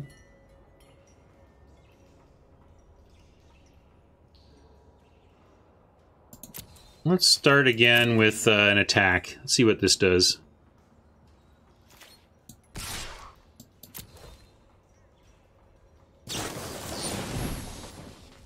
Yeah, that's true. The fairy would have bounced. I don't know what I was thinking. I guess I was feeling like, yeah, 1 toughness is where there's a problem. And now it will work, of course. Did they just draw that, or did they just not use it before? I don't know.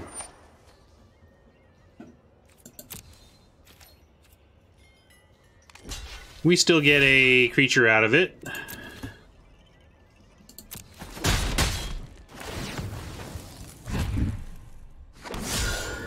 And I'm gonna cast the Angel while shields are down. No need to be risky about that.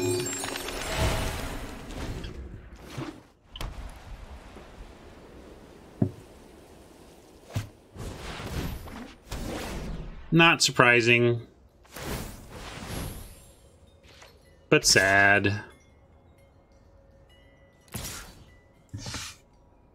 Hopefully we'll find a sack outlet for it and get it back. Or hopefully we just win however we win. I'll take any win.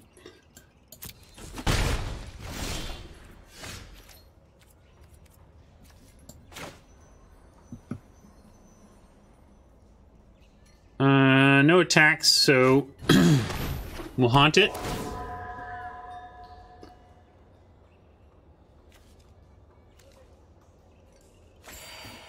Where we get? Spirit of the Spires, decent. So their remaining card is better than a Spirit of the Spires.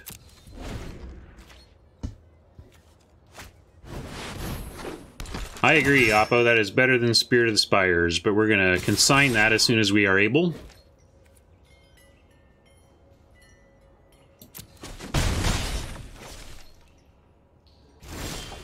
And that will be right now.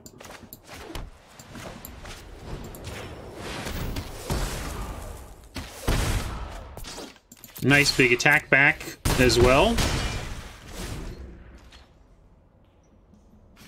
Next turn we have Oligarch and Imp, and then we can...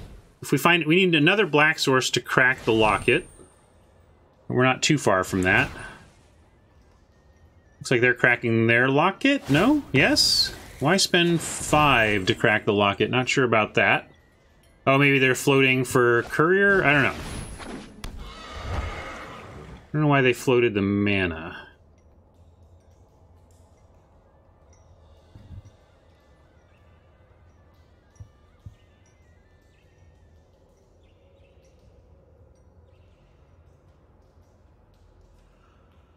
Not only that, I don't think you can craft the full art one. It shows you that it exists in the system, but I believe that was an opportunity, like you had to do something to be able to get the extra one anyway. Let's see. Now they're back on D. We've got Bellhaunt that gets stonewalled. Maybe we just drop Syndicate Guildmage and Carrion Imp, and we start trying to pluck away from behind the lines here with the Guildmage.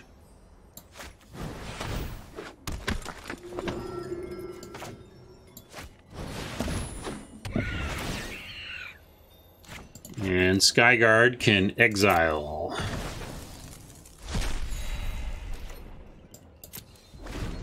If we draw a basic land, we can Oligarch and activate the Guildmage, which may set us up to also get to an alpha. Oh, that doesn't help. Let's see what they do with the Scry here. Top, they like their card.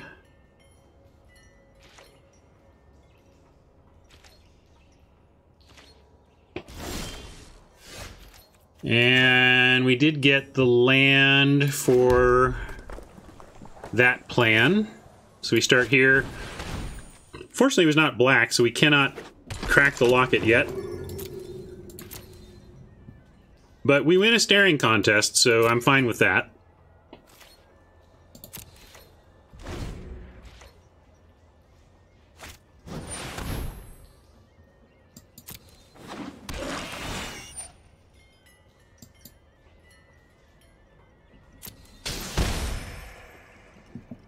That's actually a little concerning. They can turn up the heat now.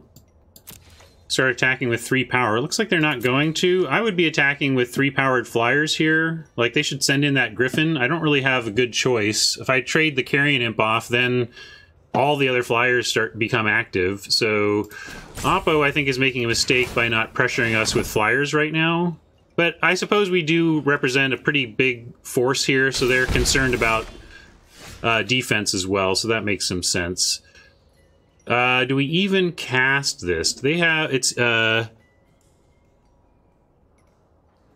Demon, Devil, or Imp. They have none of those, right? This is not a Devil or an Imp. Yeah, it's a top deck. Do we do it, though? Seems high risk when we have the advantage just sitting behind the Guildmage right now. Yeah, we have Afterlife and shit, but we also have a game plan that's working. If they figure it out and start attacking us, then we'll play Rakdos. But right now, until they figure out to start attacking us, I don't think we should.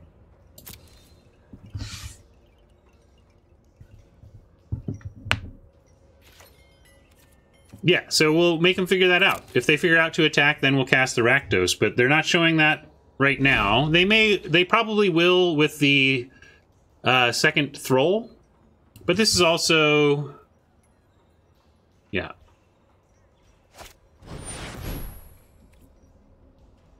See, and then we get to try to flip a coin on that Sphinx as well. And they're still not attacking, but they've got to start, right? I think maybe now we have to.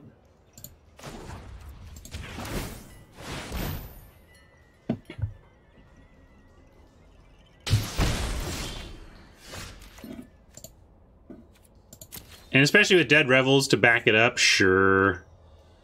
All right, we're doing it.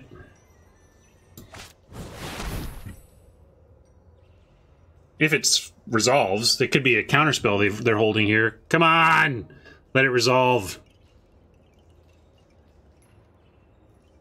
All right. Let the show stop.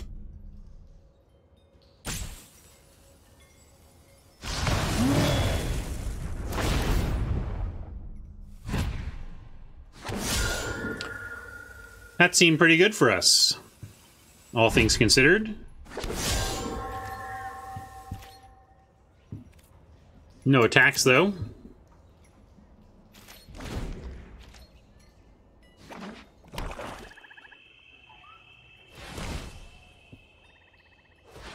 Got trample? Yeah, cool.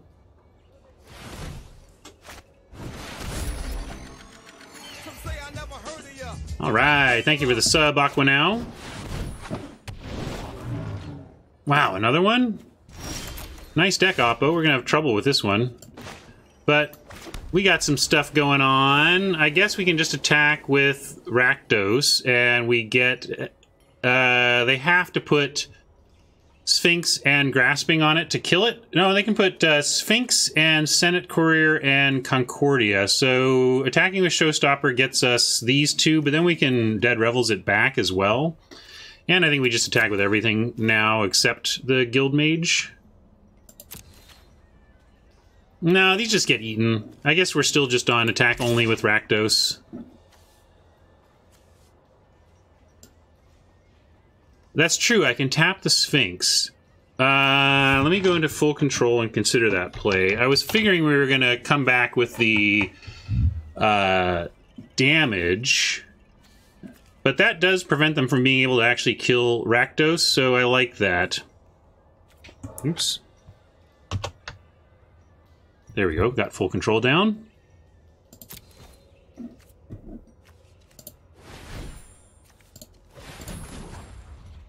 It's going to cost a little extra because of Sphinx's ability.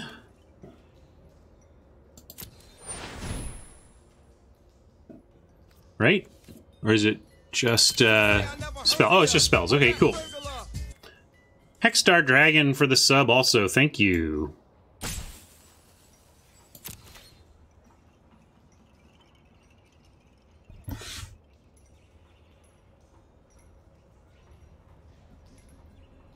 Yeah, I don't want to chump. Okay, no chumping. Gonna go ahead and Revels. Oh, end of combat. There, we got full control on. That's what's going on. And Bellhaunt and Oligarch. And we'll throw down the Bellhaunt and see what they're holding. Swamp.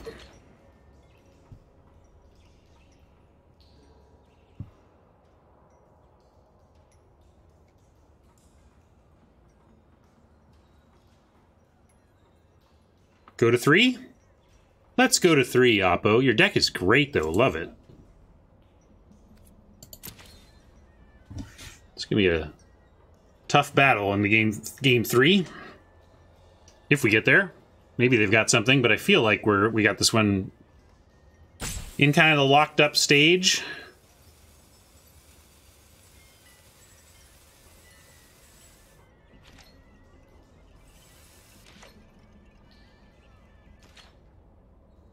Mainly is because if they deal with Rakdos, we do have the Guild Mage continuing to play backup plan. Deciding here, though, I think we do the same thing.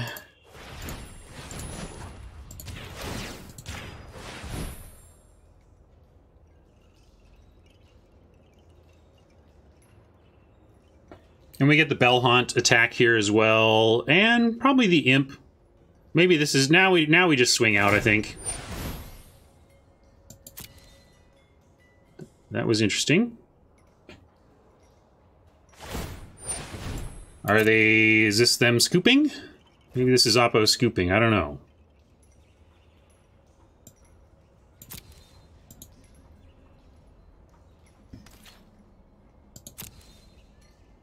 Good time zone, Laminarch.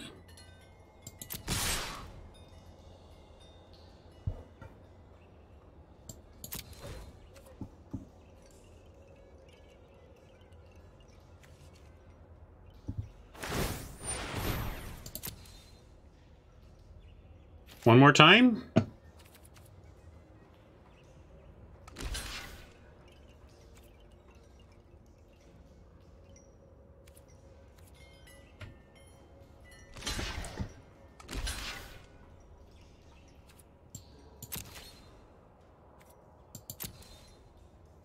I should have put the Thrall first, but I think we're taking out both. If they do anything about this, it's off a top deck, which is obviously possible, but I should have put the Thrall first just in case.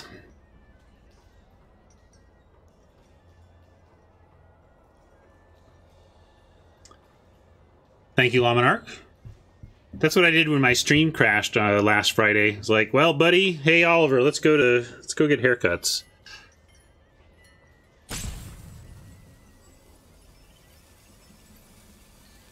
I kind of get my cuts short and then let them ride for a while, and then, you know, every 6 to 8 week haircut kind of guy. All right, we have managed to push it to 3.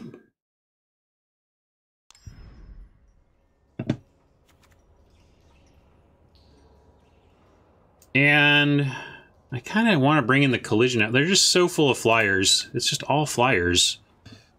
And the skewer is decent. Like over a Blade Brand. And this Scavenger, actually. And then we add in another Mountain. And cut one Swamp.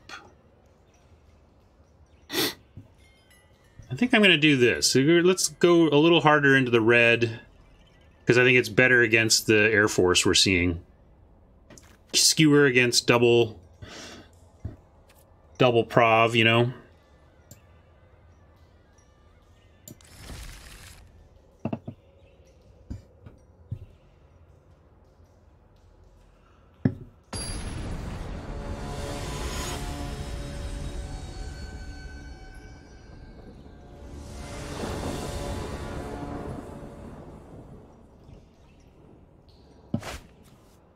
Boo! That looks better. And Consigned to the Pit is kind of like a mulligan as well. I really want this Angel, but I think it's irresponsible to keep it on top.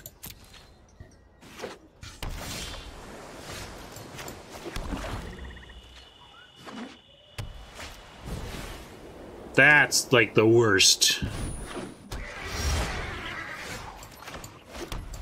Just brick walling our grandmas.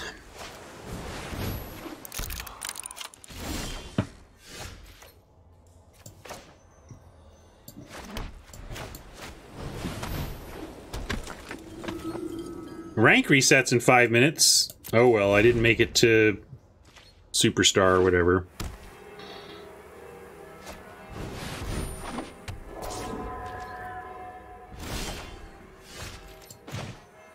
getting a bit ugly here.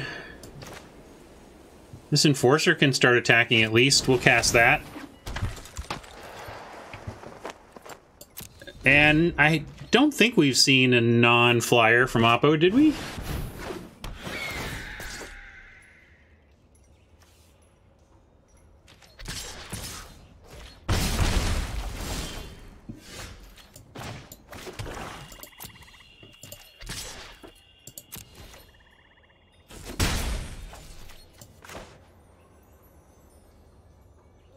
This can't trade with any of the flyers. The Imp can't, so I'm going to play the Haunt. At least try and trim their hand down. If we draw an untapped land, we can pit the Spirit and at least be able to trade with the Griffin with the Imp. So I'm afraid of an even more imposing flyer like the Skyguard or something that we have to prioritize above the Spirit with this Consign. But that didn't happen, so then we got that much going for us. We need a basic, basic, basic. No, that is not a basic. That is not a basic. We do get some life back, though, so we'll do that now.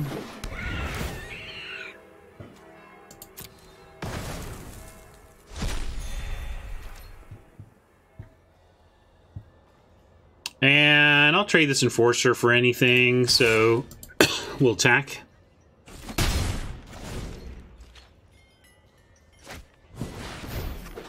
High Alert is worst case scenario. Everything huge now, like one swing dead type huge.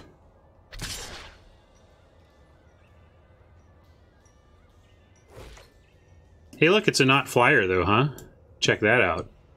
What's the matter, Pock? Can't have 100% awesome flyers? We're so dead. But we have a foul to give on getting to 4 wins, right? This is our first loss, I think. So we get one more shot with this deck. And we do get to take out the Spirit here, but it's not enough.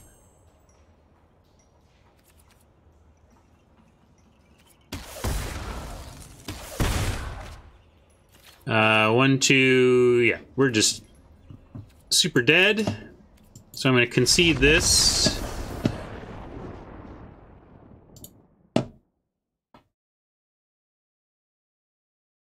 And then I'm going to add this to...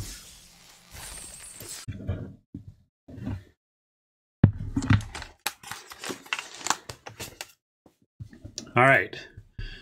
Well, we got pretty well destroyed in 2 of the 3 games by that amazing flyer deck. But 1 match win from... We already have profit from the gem grinding we were able to do. I'm very excited that we seem to be heading into an era now where we can do some good wildcard redemptions for the free-to-play account to get some extra stuff.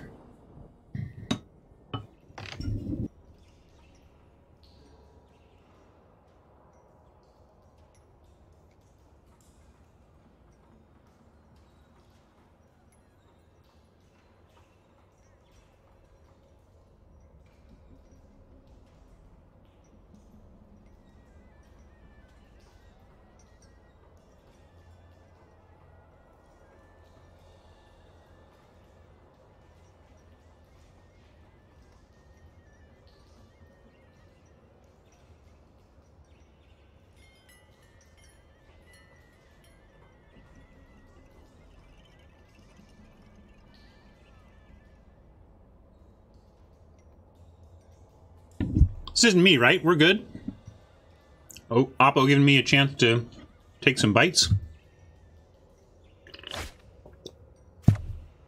Nah.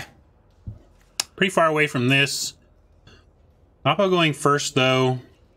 We have a locket and an inheritance, so we have something to do with any land. Since we're on the draw, I'm going to keep this. It's close, though.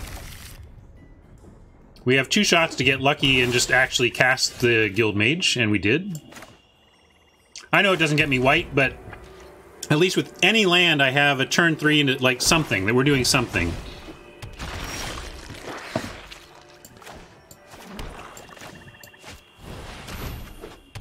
Definitely trading the Guild Mage for the white here if it's offered. We're in a weak position of being completely tapped out, but I think I want to try and make this trade. I don't want to give Rakdos Spectacle, and I don't want to deal with that white. Well, they are short on land, so that's not the worst for us. Still need more white to get the Bell Haunt out, and obviously nothing to do here but cast the Locket, and hope they don't wreck us, and maybe they'll stay mana screwed. Well, they said. Here comes the Juggler. No.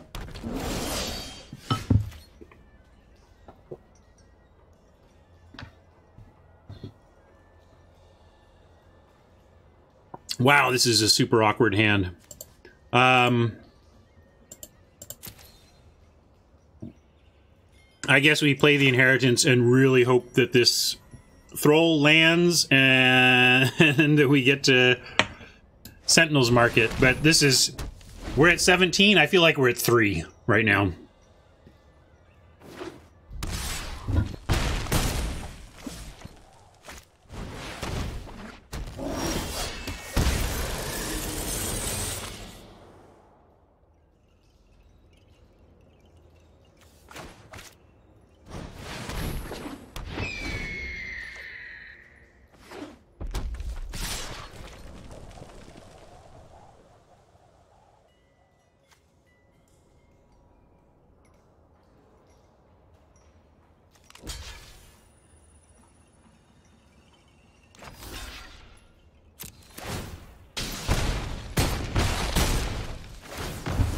Trying to somehow stay alive, but here we are, close to the 3 that I was worried about.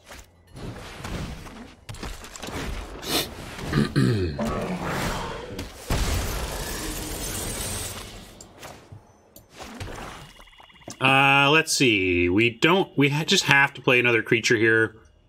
There's no way to do something. I mean, we get Dead Revels, a creature back. No, but we're gonna play the Thrall, and that's actually really good for us and hopefully helps us survive if we can. I want to untap with the ability to mark, even potentially marking main, sending the Thrall, gaining some life, and then having some good blocks. But we don't have much choice unless, like, we can... 10, 9, 8, 7, 6, 5, 4, 3. If we go to 3, we might just be dead, because they could easily have a common spell, and you've got this also that effectively puts me to 2. So I think we do need to block here. Maybe the trick is to block and trade with the Thrall, and Sentinels mark the Spirit, attack, gain 2, Revels to get back the Thrall and another creature, and hope that's enough to survive to recast the Thrall, and that we gain enough life here to make all this work. I think that's what we have to do. And white and Roustabout are similar, but yeah, we'll do this block. Trying to find a way to a win here, but we're really up against it. And I think that they just have to have nothing. I mean, it starts with them having nothing. Which doesn't feel likely since they didn't activate the Guild Mage, but maybe they're just trying to ping with the Guild Mage.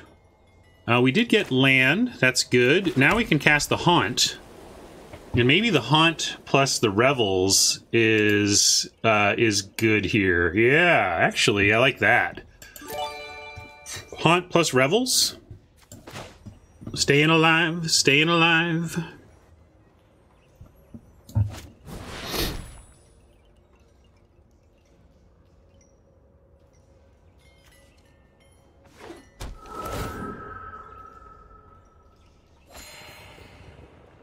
Ah, they're splashing. That's what was going on there. Weird. Weird splash. Why do that? What? That's like one of... What? Dude, or whomever, your deck is so great. Why would you put a hybrid in this? You must not have something... They must be short on playables elsewhere, because that is weird. That shocked me. Not expecting to see that. And we'll get this and this, I think. Argument for the flyer, but I like the utility of the Guild Mage in the long haul.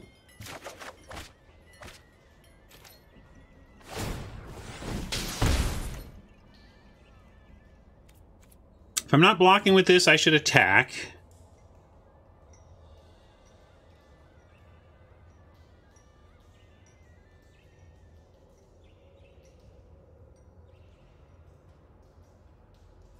But I think I am blocking with it. We need to cast our better creatures, and I'll save some damage and chump here as needed.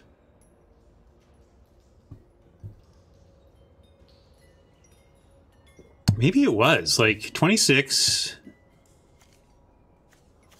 I can never count.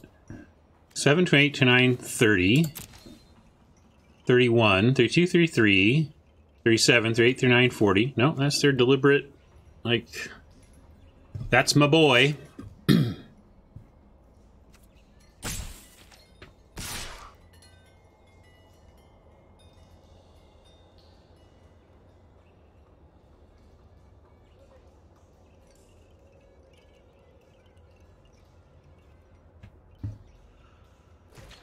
Well, I'm going to stick with my plan. I don't want to lose the haunt, but I am going to trade this flyer for 2 life right now. I just think the life is more important against Rakdos with what's going on. This is just going to keep plunking away. We've got this going, so it's not like we're not headed in a good direction too. But, yeah, I think we lose by allowing ourselves to get low enough that they have some weird outs. And as long as we keep our life total high, we were going to find a way to pick that one off.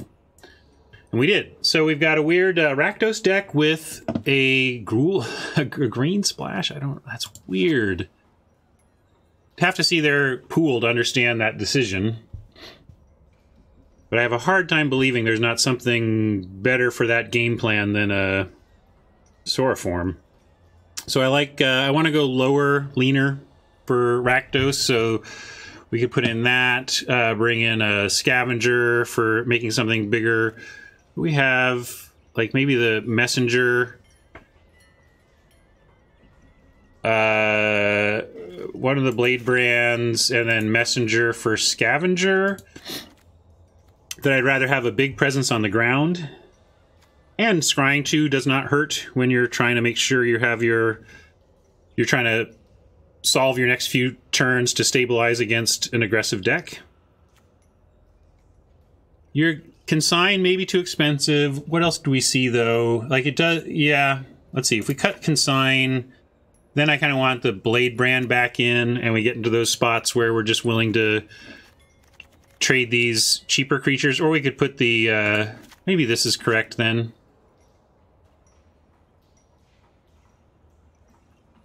Yeah, I think I like that. Good call.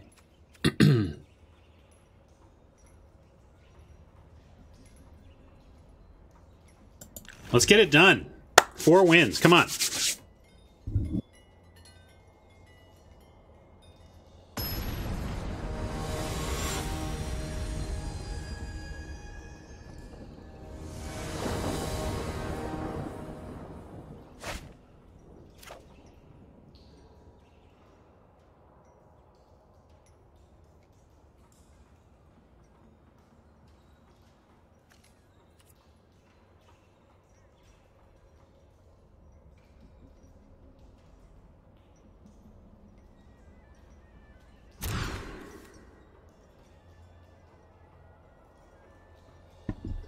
Sorry. Saying can't keep that. Now I can't remember what our P1 was, but figured somebody out there would remember. Don't remember offhand. Land. It's one of our red splashes. Because it represents our red, I'm going to keep that on top. But I hope it won't flood because of that. I really don't like keeping lands on top with 3, but in this case I'm going to, because it sets us up to be able to cast everything in our deck, basically. Angel, right. I felt like we drafted a Mythic, but then I couldn't remember. I know at one point we drafted, yeah, we drafted pick one Mythics in all 3 packs, and we're playing 2 of them, and one of them was a blatant gem grind move, because the pack was pretty weak, and we were able to use some of our wild cards to four of the worm, the green-red worm, and got 40 gems as a result. So that was cool. I'm going to lead with the on-color gate, though. Such a color-specific hungry deck that we want to get these Orzhov gates out. It's not just about the CCDD of the uncommon that we have, it's about the CCDD of casting a Syndicate Guildmage and a Grandma on turn 4, for example. Well, they showed me.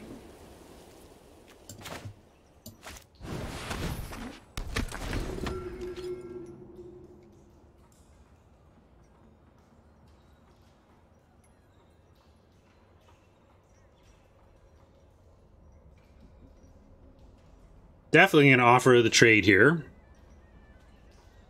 We have Sentinel's Mark, so we could try to go for a sneakier, have a 3/4 that lives, but I'm not going to be cute about it.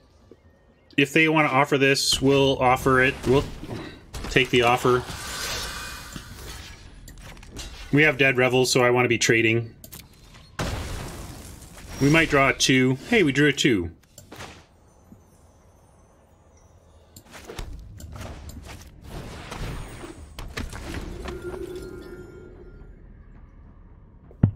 That is crazy. Last game was pure Rakdos, start to finish, until this weird hybrid at the end of the game, and then this game starts out turn 2 hybrid, turn 3 hybrid. Well, trading for something. Let's see what it is. That's just very good for us. We get to Messenger next turn. We have Sentinel's Mark and Dead Revels for the turn after. They're doing the thing I don't like to, I think is bad, or is not a good sign, which we've had to do ourselves, which is play an Ill-Gotten Inheritance to your empty board, because now we can pressure it. We're not a high-pressure deck, but we can pressure that. We can be pretty high pressure if the 2-drops stick around, but if they deal with the 2-drops, then... Alright, hopefully we get them pretty good with the Sentinel's Mark. With that, but look, we get to just Bellhaunt here. Bellhaunt, attack.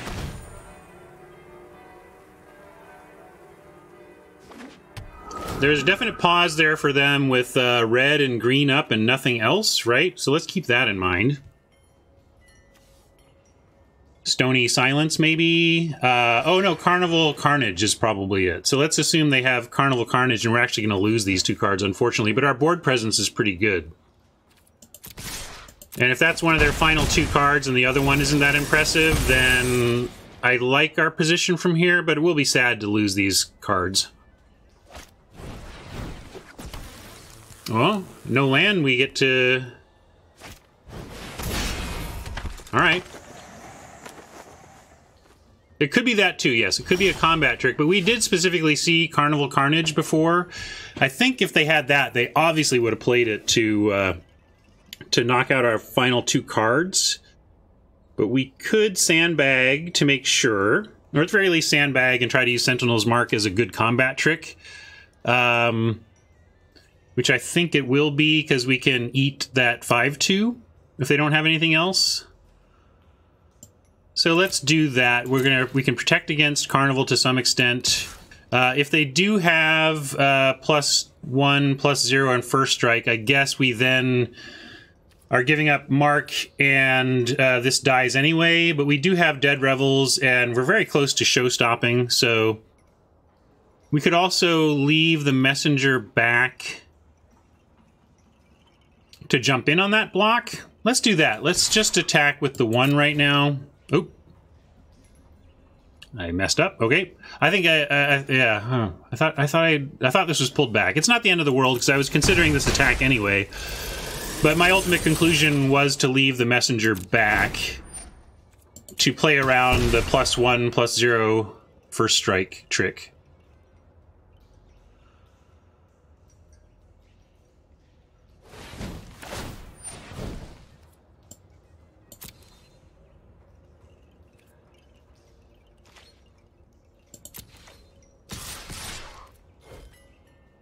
Seems like that's what it is.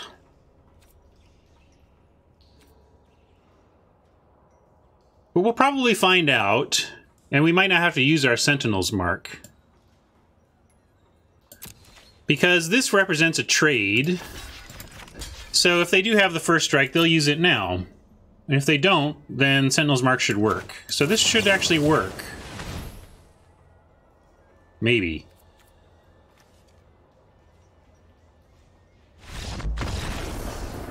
That would be a yes. Sentinel's Mark, 2 mana, you win the game. Powerful magic spell right there. Cool. Ripping off 4 wins, no problem here. Looks like we're going to make it to about 1 o'clock on this event alone. We'll play this last match and see where we're at time-wise. I do have a lingering GRN draft on another account we could finish.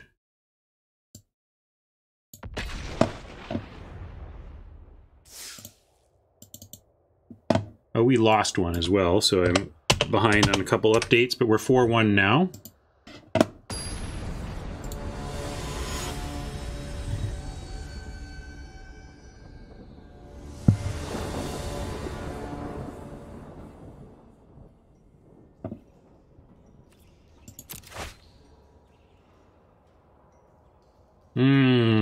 We go first and have no white, and we can maybe cycle, but I think we have to mulligan this. Boo earns. If this were a Orzhov Gate, we'd be pretty happy.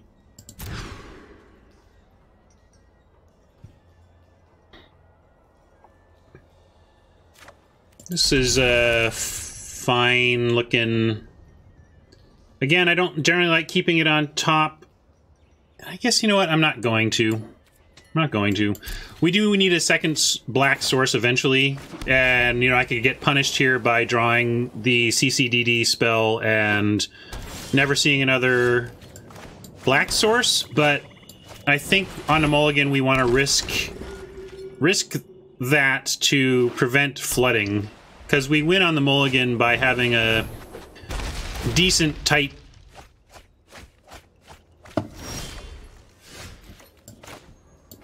game plan.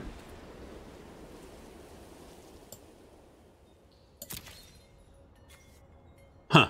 All right. Well, we will at least take the free attack. They'll take the free block. We do have Blade Brand, so it's not... in fact, it's a reason to keep both Blade Brands in.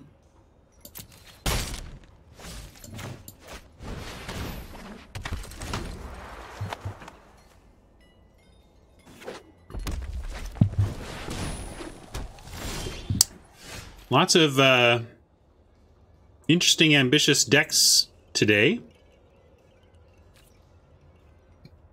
This is super concerning. Don't know how we're going to beat it other than getting this Angel out right quick and having that beat down. And since beating down with an eventual Angel is our plan to win, and Oligarch's not doing anything here, let's go ahead and final payment this Wall of Lost Thoughts. Although, I guess... No, we're going to final payment whatever they cast. Let's go ahead and attack the Enforcer. But I'm figuring to cast final payment before we untap, is the bottom line. Oh, we do have Revels that, thanks to that milling, we have access to a creature there. So there you go. That's what we're going to final payment.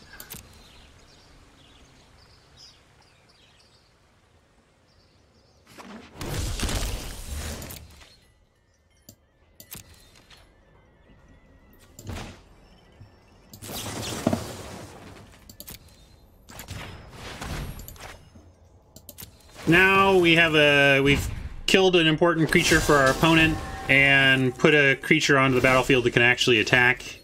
And hey, we're finding some land towards the Angel of Grace.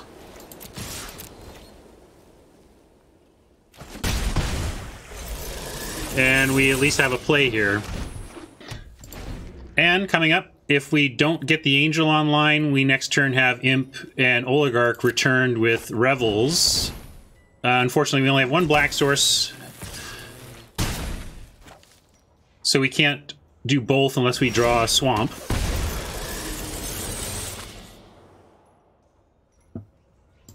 But we'll just do the Oligarch then there.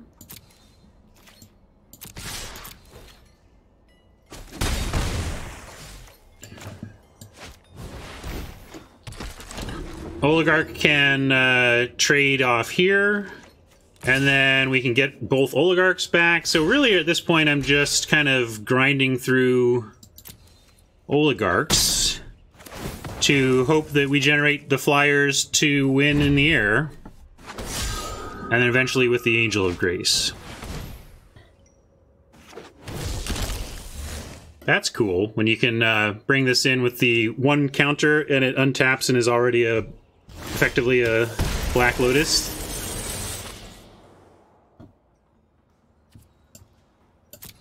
Well, my plan was to start cycling grandmas,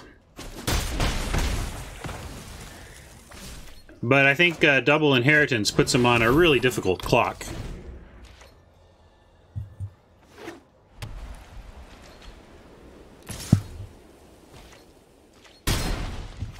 This isn't really punishing us, which is also pretty important. That's pretty big game for them. Now we're kind of relying on the IGIs. And I will go fetch some grandmas. We could fetch a Carrion Imp as well.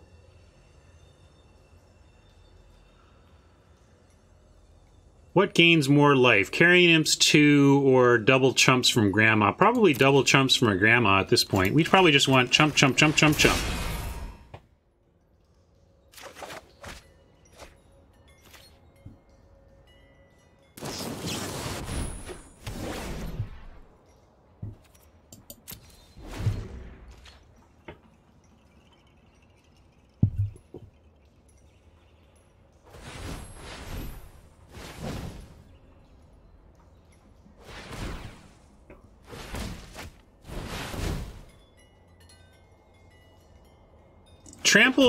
Trample would scare me, but as long as we're not staring at a bunch of trample, we should be okay-ish.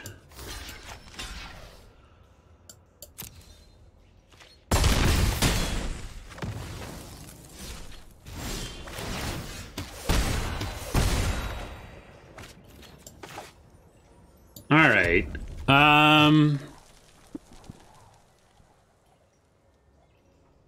6 to go back to 10.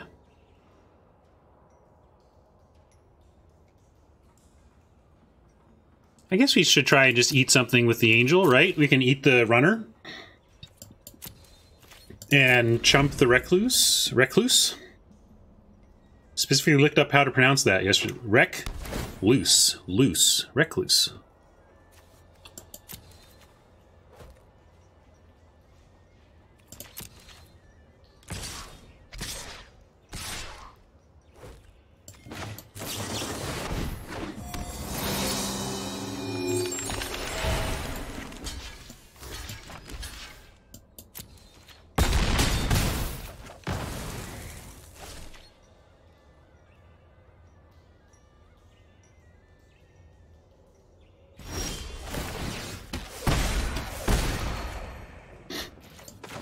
All right, we're almost there. All right, close enough for Oppo.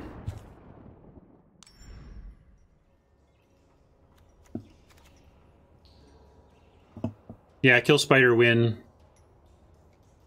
Oppo figured it out before I did, even though they couldn't see my hand. All right. Gruul Gate. Gruul Gate, right? Gruul Gate.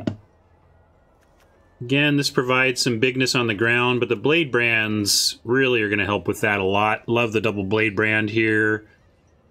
Might just want to bring in a scavenger for something like a messenger to add to our ability to create 5 power on the ground. 5 power on the ground is important against Gruul, I think.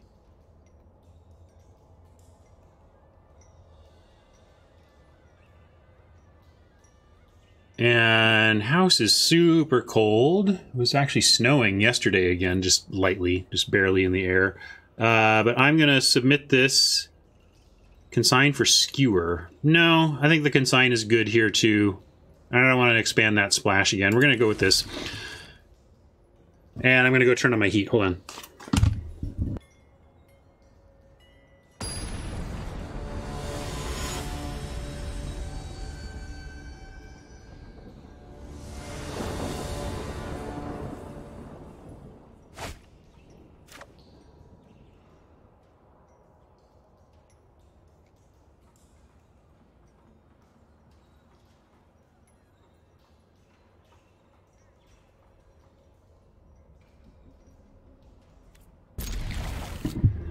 Need some more land, but nice to see keepable. And that's about perfect, because now we can go 2-drop, 2-drop, while still hitting lands.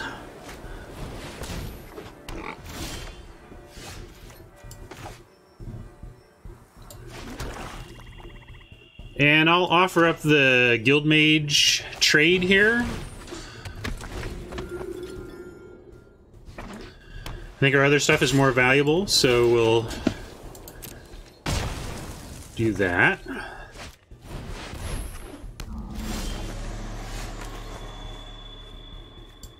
Can't do anything if they play a gate, but we'll play the Enforcer here and threaten to trade with that sneak if they can't play a gate to get it through. Shocker, they do.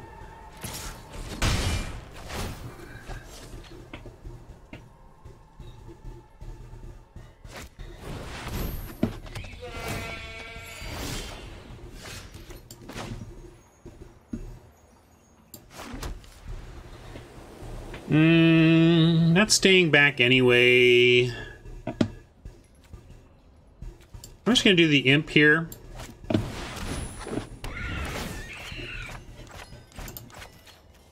Take that action. If we draw a basic land, we can do 2 spells with the activated ability. That's one of the reasons I'm doing it this way. Also, leaving up this activated ability affects our ability to cast stuff afterwards, so I kind of want to make that the later play. Another gate down, unfortunately. We will go ahead and... what do I want to trade with? I'm going to make this trade.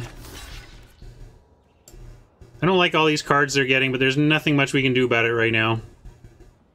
But keeping the Enforcer on the ground is one of the ways we can do something about it if Oppo runs out of gates. So I want to keep that Enforcer. Also, as they start to play some big stuff... Alright, we did draw that. If they start to play some big stuff, we can trade there. This is obviously big trouble, but they still have to kill us, so let's get our clock on, which is going to, this turn, be Grandma and Pontiff. And I might as well attack.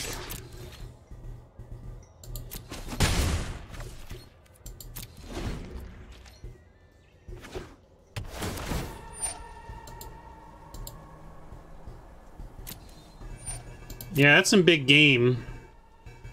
Hitting a gate every turn for double sneak. But stranger things have happened than someone being basically card flooded and not being able to handle the situation they're in. But it seems unlikely. It seems very troubling to try and win against this kind of value engine. Yeah, I agree, Kat. That's why it was not surprising. But here we go. Like, we just got to keep pressing. And we start by sending Enforcer and Pontiff.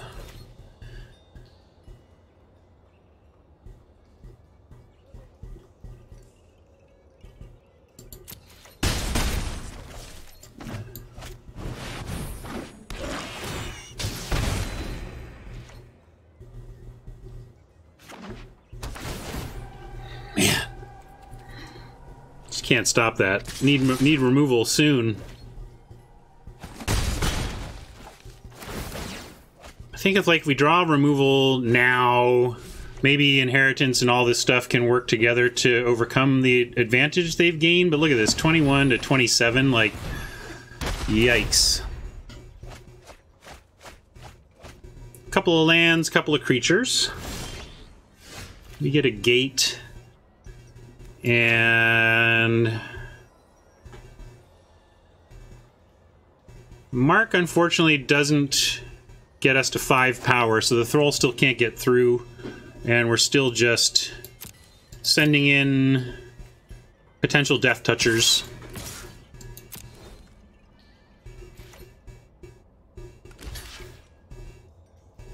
And do we want to do that? Yeah. We do.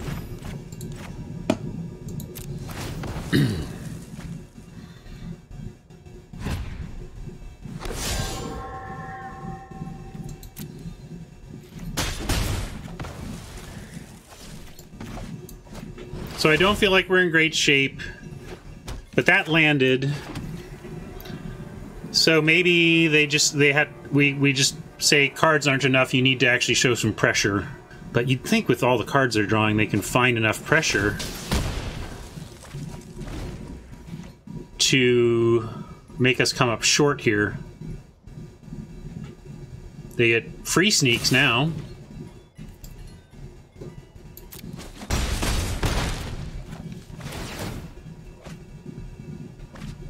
Just get they get their whole deck.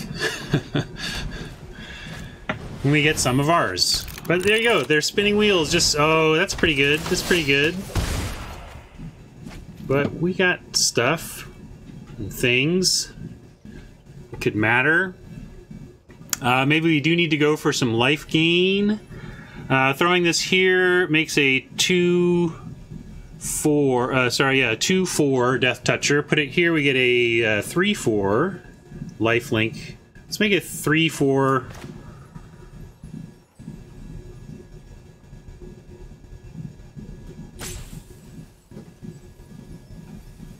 Yeah, I think we should do that here.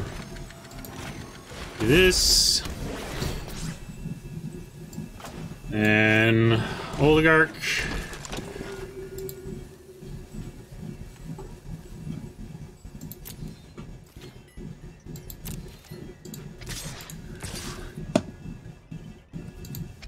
I guess we can't attack there.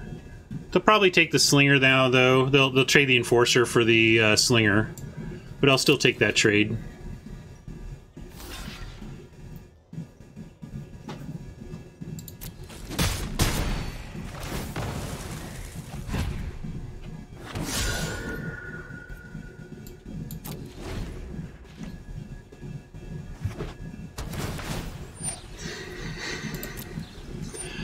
If we win this, I will never have been this outdrawn by an opponent for a game this long and have pulled it out. This is insane. 21 to there. And they milled me. They milled me 4 times, so I'm at a virtual 27 or 25 to their 15. So we're 10 cards down right now. All right, that's pretty good.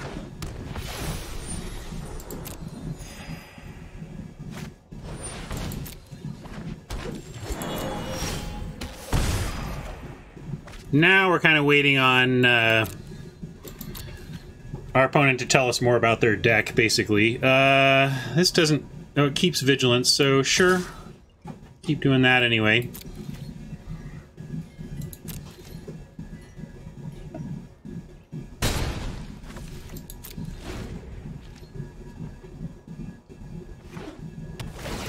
Crazy.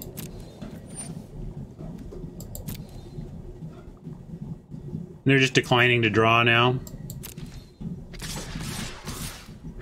What kind of shape are you? Oh no, they don't draw yet. Sorry, that was just the activated ability part of it. I was wondering why they'd choose to stop drawing so early. Give this a shot. I don't have high hopes, but we're gonna try.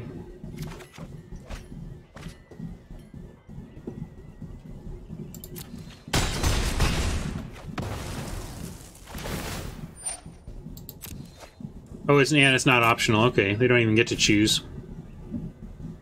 So says Kate Cat.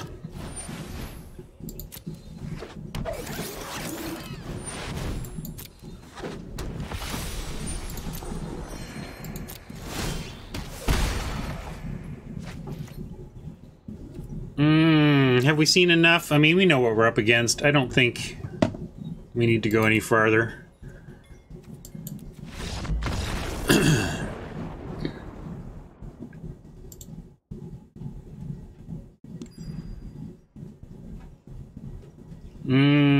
R thinks I quit too early there.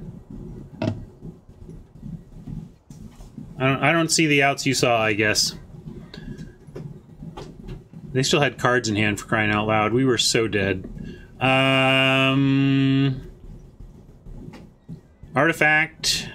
Destruction for Colossus. But again, it's so temporary that I feel like we should just try and win faster than that. Yeah, Rakdos, I suppose, is a miracle out.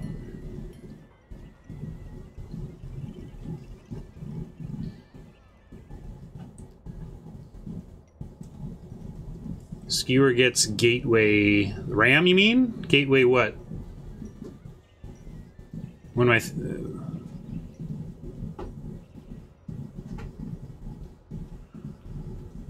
Sneak, sure. Yeah, that's a good point. But it seemed like one card they had, and then they duplicated it. I don't want to overreact to that one sneak. And we do have Final Payment and Consign. But maybe it's worth it. It also probably it can get a ram before it gets the right gates. I think we're just playing our game and seeing if it's good enough, though.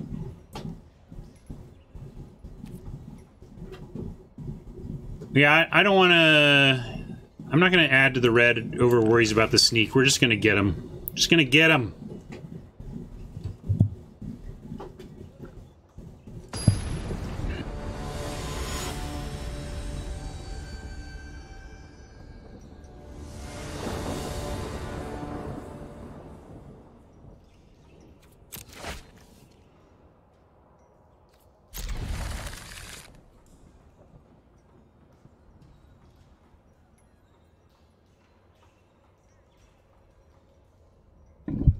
Four.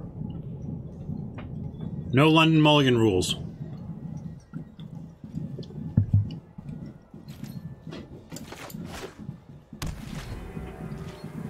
I've got a soup, a creamy, kind of a cheese potato soup.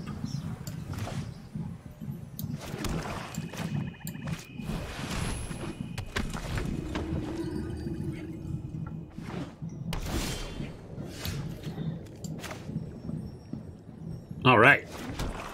Wish we had a play for turn 3, but I love that we have Bellhaunt coming up for our opponent who has already mulliganed.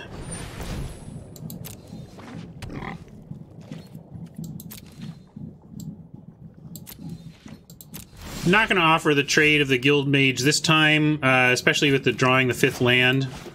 We have ways to, stonewall the boar right now, and also Carrion Imp coming up. Hey, Valas, thanks a lot. Go enjoy your all hands and learn a lot about what your company's up to, and we'll see you later.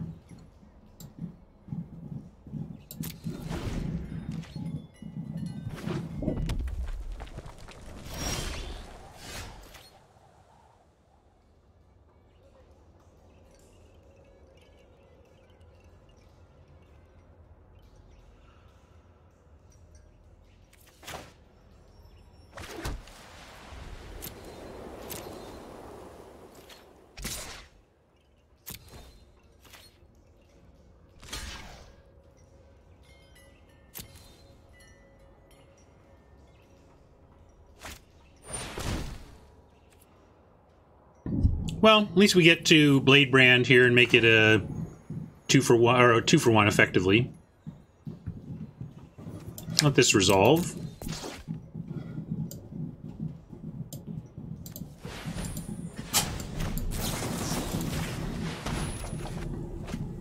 Hey, we lucked into something else to cast. Was just going to mention that the problem with this play is that we don't do anything else this turn, but now we get to.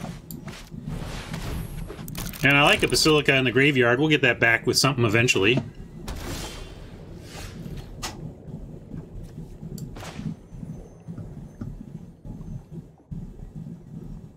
Yeah, I think that's what I meant. Two for, like, it was 2 for 1 for us. Effectively, like, one of our cards replaced itself.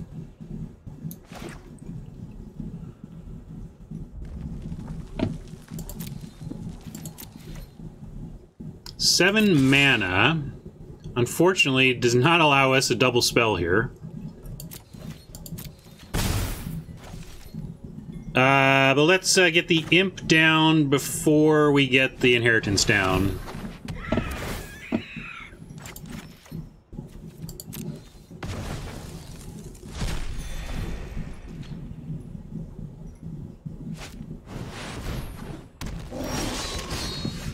Actually, we're just going to straight up consign that and keep attacking.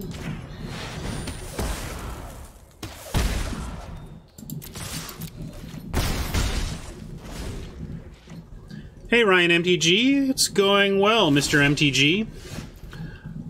We are closing in on 5 wins here. We don't have it yet, but it's looking good for us.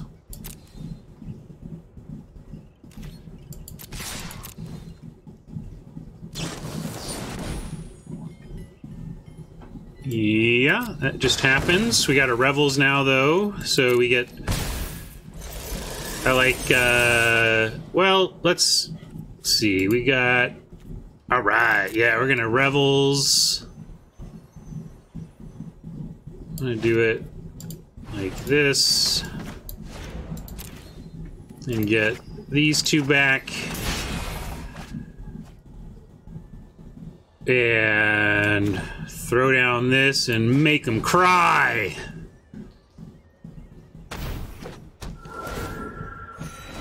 I mean, I'd be crying. Oh, they must have another one, because that's like a game-saving card right there. Or maybe they just couldn't risk it not having the 6th land yet, but that's how you come back. That kind of thing. And what have they kept? What have they kept here?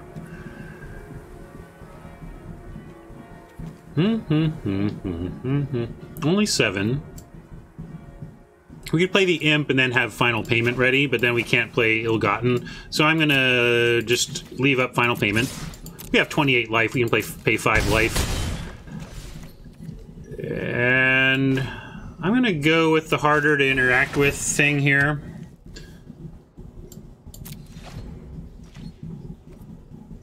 Exploding Jace. Now, there's the other angel. Like I said, I couldn't imagine them ditching one unless the other thing they had was another angel. Not even sure that's going to be enough. We're going to do this right now. Pay 5 life.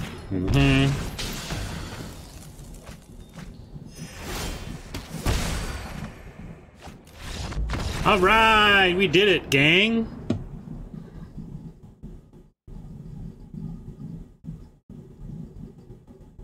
That feels great.